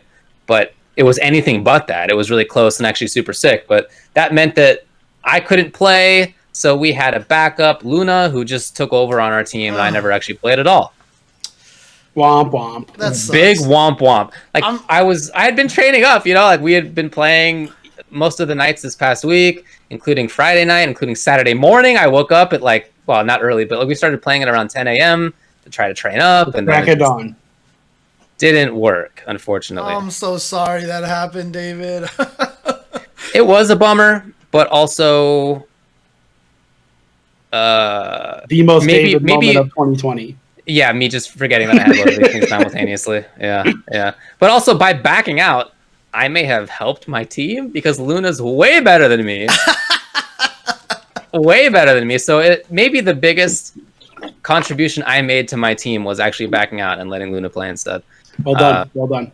Definitely. It was won by the Dark Conquerors team, which was comprised of, first of all, coach was Crazy Skate Nate, and the players were Uncle Scar, Mr. Diddles, and Frodo Teabaggins, which is one of those names that I'm so glad to know about. Yep. Good name. It's a solid name. Fantastic name. But it was really cool. The way that they did the stream was they had this whole pre-show. It was all really nicely done. They had an epic guitar moment on it for a while, playing KI theme. They did a great job on commentary. They had logos made for each of the teams and the team names. My team name was Gamers and Gentlemen, and we had a cool logo where it was like a little controllers wearing a top hat and a monocle. It was cool, dude. They really put a lot of work into it. So shout out to the players. No, it wasn't you. What? You're definitely not the gentleman. What do you? What? Well, come on. Your whole shtick is fart humor. Unbelievable! What an allegation. You don't consider fart humor gentlemanly? No. Scatological humor is not your thing. No, I mean it's my thing, but I'm not a gentleman either. I definitely fall in the gamer category. So, Doubleware, is the Canterbury Tales a classic work in English fiction? Dude, I don't even know what that is. Oh, well, this is not going to go that great as a line of questioning then. Geoffrey Chaucer in the 1300s wrote one of the classic and seminal pieces of English fiction. And guess what, bucko? It contains fart jokes. And in fact, he uses the word fart, which turns out to be an old English word. It's not even something that we've come up with recently. People have been saying the word fart for 1,000 years, and I feel like I'm in great company whenever I say the word. Me and Geoffrey Chaucer are hanging out. I was just about There's to a say, lot of words that have been said for thousands of years that I don't want to associate with. So you can have your own fart word. You're continuing the lineage of Geoffrey Chaucer. You are the modern day Geoffrey Chaucer. Thank you, That's what exactly I'm saying. Exactly. Dude, you think I'm being sarcastic? Not at all, dude. Absolutely 100%. And yeah, anyways. Jeff and me. I'm going to write a book about it. All about farts. So anyway, good work. I hope that they do this kind of thing in the future. It really was a cool stream for KI. A lot of people were there. A lot of people were involved. Somehow somebody let Jabali win a couple of matches, which was real upsetting. But, he plays Rash. He plays Rash. Of course he plays Rash, dude. I can't play Rash anymore. Of course he plays Rash. I can't play Rash anymore. Rash is Street Fighter 4 Boxer, except for even stupider and easier to play. And with what if Street Fighter 4 Boxer had also overhead low mix-ups that were safe? Or what if he also had a giant car coming in with 100 seconds of hit stun whenever it touches you? I mean, anyway. No. You should hold that. You know what's funny is my team's coach is Valorax, and as he was training us up on the Rash matchup, so I learned a bunch about it, but he was just mad the whole time when he was beating us as he was teaching us how to play against Rash, because he hates the character so much, and I couldn't believe that somebody who loves the game as much as he does hates any character in that game, because every character is so stupid. Every character in that game is very hate-worthy. There's no character in the game that's you're real fair. A Cinder player. Yeah. Imagine a Cinder player thinking they're stupid, man. Come on. Yeah. That's what I like about it, is that they're all insane. He's just mad that 6 months ago, I scraped him 2-0 online in a random ranked match. He's probably still mad about that. I took a bunch of games off him as we were learning stuff. Nice. Good stuff. Not as Cinder, but you know. No, it was really good, and just even though I couldn't play in the tournament itself, I really had a good time just training up and hanging out with the people in the team and learning more from Valorax and from the people who I was playing with. So it's for me, even though I couldn't play, I wish I had, but even though I couldn't, I still feel like it was really fun and a success. Dope. Yeah, I mean, Devil May Care asks, he's like, when will I play in one? I mean, I'm down to jump in there because I'm definitely a scrub in the game. I haven't played it in forever, and so I'm like super behind and stuff like that. But if I could get trained for it, I'm totally down for it. Well, I'm ready. UMC4 is in the chat, so Yeah, he's here. let him know. Yeah. Let him know you want to be in it. And I'm already, professional commentator for Killer Instinct as I did last week for Nikki FGC, commentating this game that clearly I know better than anybody else here on this. Imagine hiring James Chen over Tupperware for commentary in KI in 2020. Imagine Brutal Democracy and whoever else is involved. Imagine. Yep, it's a Brutal Democracy thing. So doing it on Trovo, alternate streaming platform. Which, I mean, to be honest with you, is like, at this point, with the way Twitch is going, I mean, it's nice to have competition, but we'll see. But, well, YouTube is the alternate, so. Yeah. Good luck competing with both Twitch and YouTube. Well, the next season of this 3v3 is in the works. He says late January or early February. Please look forward to it. I mean, at least I can be confident that there won't be any CPT conflicting with it during those months, right? So, That is a good point. Yeah. Yep. That's true. There was a Tekken Online Challenge US West, and it was won by Bin Chang, who I thought was hilarious to read that that's the guy who won it. I didn't watch this because I remember when Rip was on the show, and he was like, Bin Chang's this dude who came and moved here from Korea, and he's killing all of us, and like none of us can take a game off of him. And so I just think it's great that the US West one was won by a Korean even still. That's funny. He played Claudio, Paul, Bob, Jin, Heihachi, and Falcumram. So, wow, not just enough to drive home how easy he feels the competition is. He can just use whoever he wants. I mean, look, but I mean, to be fair though, Tekken's characters are all so easy to learn. They only have like 100 moves each or something like that, right? I mean, it's not, it's one of those games that you pick up one character, you can play them all, dude. As a veteran fighting game player, there's nothing more intimidating than looking at a Tekken character move list. It's long. I will tell you though, like, you have no idea what's useful or not. You have no fucking clue. Dude, even when we were playing Marvel last night, like, it's really impressive how much you had a control over so many of the different characters. Obviously, I mean, like Ryu, whatever, but but like, Spider-Man and shit, like, you actually had a really good control. Here's the thing, man. People always think I'm a Deadpool guy, right? Because I play Deadpool. But Spider-Man is my favorite Marvel character and always will be. I knew that. Bar none.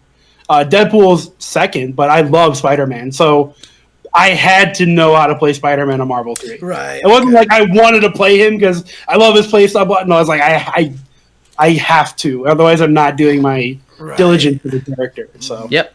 Makes sense. But but I've also been playing Marvel for 9 years now. Right. So that's why I can play half the cast, is because I have just screwed around with the cast so much. And there's still characters that I have no idea. Like, I don't know. I don't know play Amy.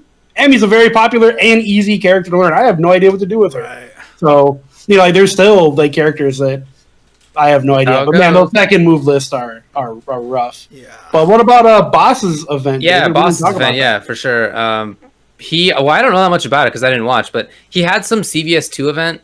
I did watch a 1st to 10 between two players who I was kind of like, I'm not sure why I'm watching a 1st to 10 between these two players.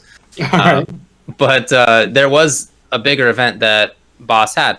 And I guess what was notable about it is that it had over 16,000 views, which is amazing for CVS2 to get in 2020. For any fighting game to get. Like, if it's not on Max's channel, I don't know, did CPT have 16,000 views? Maybe, but like not many more than that, for sure. Right. Dude, CVS2. Yeah, it's weird. It's weird that happened. It's great. CVS2. It's awesome. I don't know why it happened, but it's dude, super like cool. all the games that I love have been just blowing up. Yeah. Got Marvel and CVS2 and KI. And like, yeah, it's great. Well, Great time to be a fighting game fan for old Tupperware. You love CVS2? Yeah, I mean, I too? downloaded CVS2 recently on Fightcade 2, or to play on Fightcade 2. CVS2 too, Bo? And Okay, nobody I've been can hear me. practicing roll cancels again.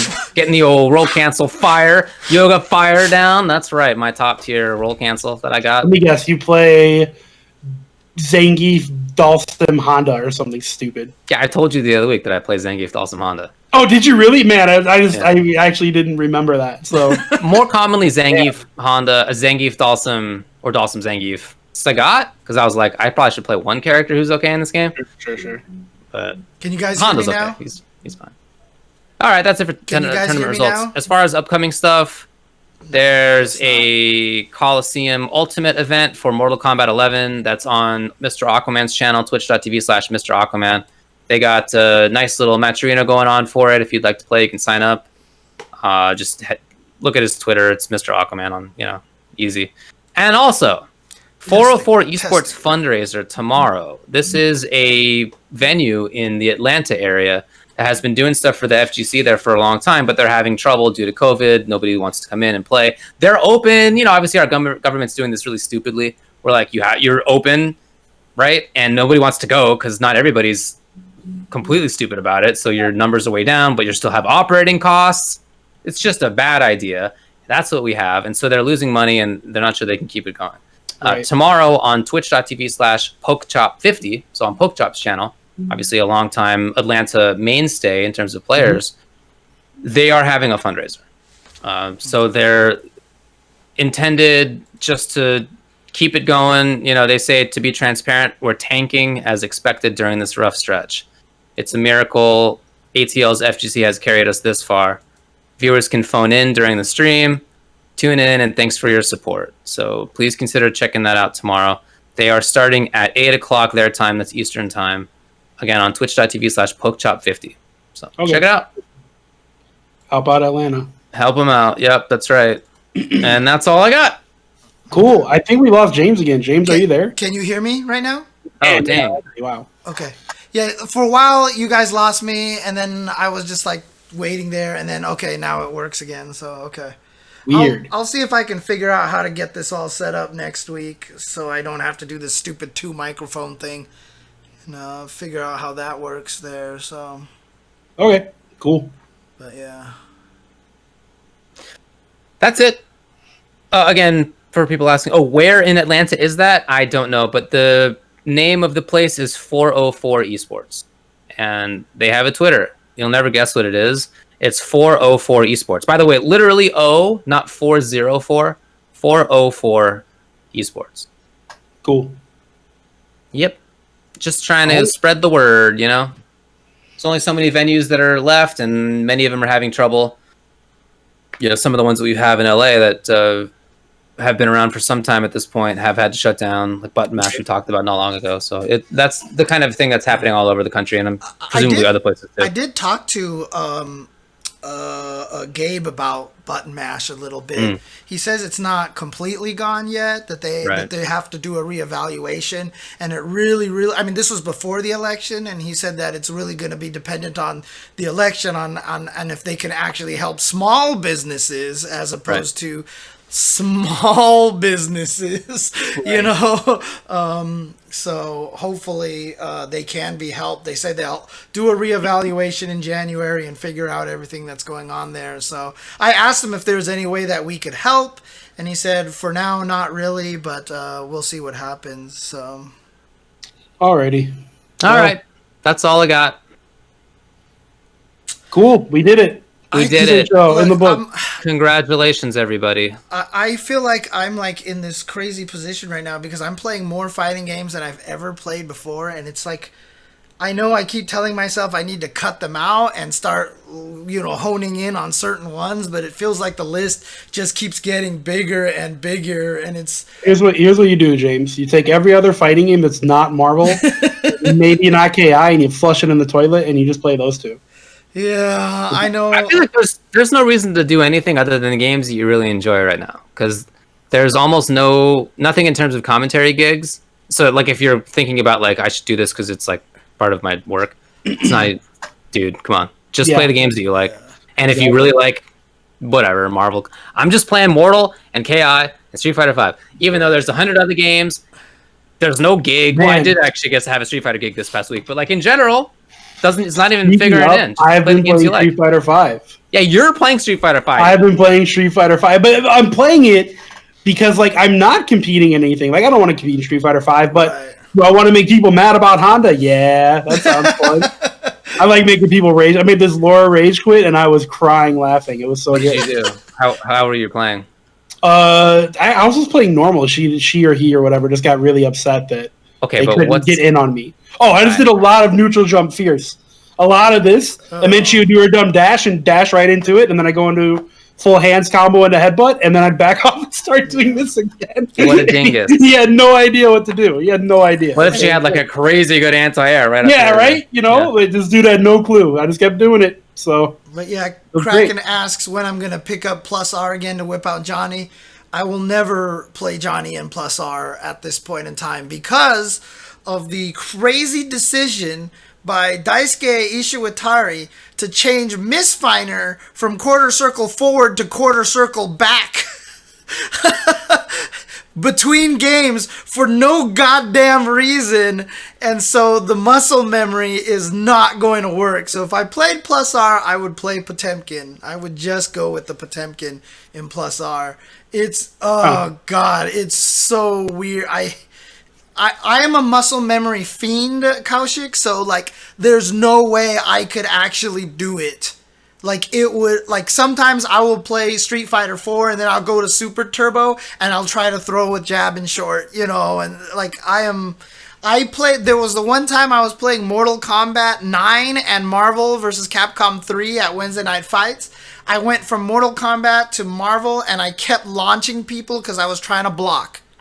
I was trying to hit a block button and I kept hitting raw S instead. So, no, it's muscle memory. My execution is all very muscle memory based. That's the thing, is I can learn the execution, but for me to transition between just naturally doing quarter circle forward for Misfinder or quarter circle back Misfinder, like that is not gonna happen. So,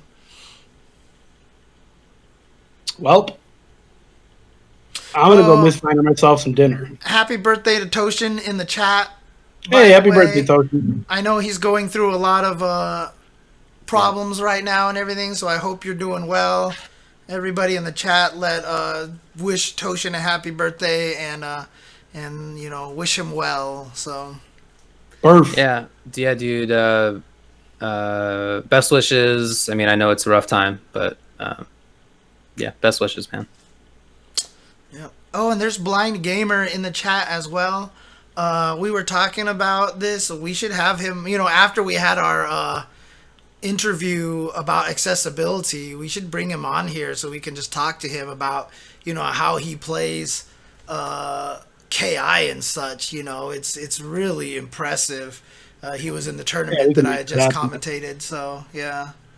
Could make that happen at some point for sure. Yeah. Cool. All right. Well, I'm hungry. Let's go eat. I'm hungry. Let's go eat.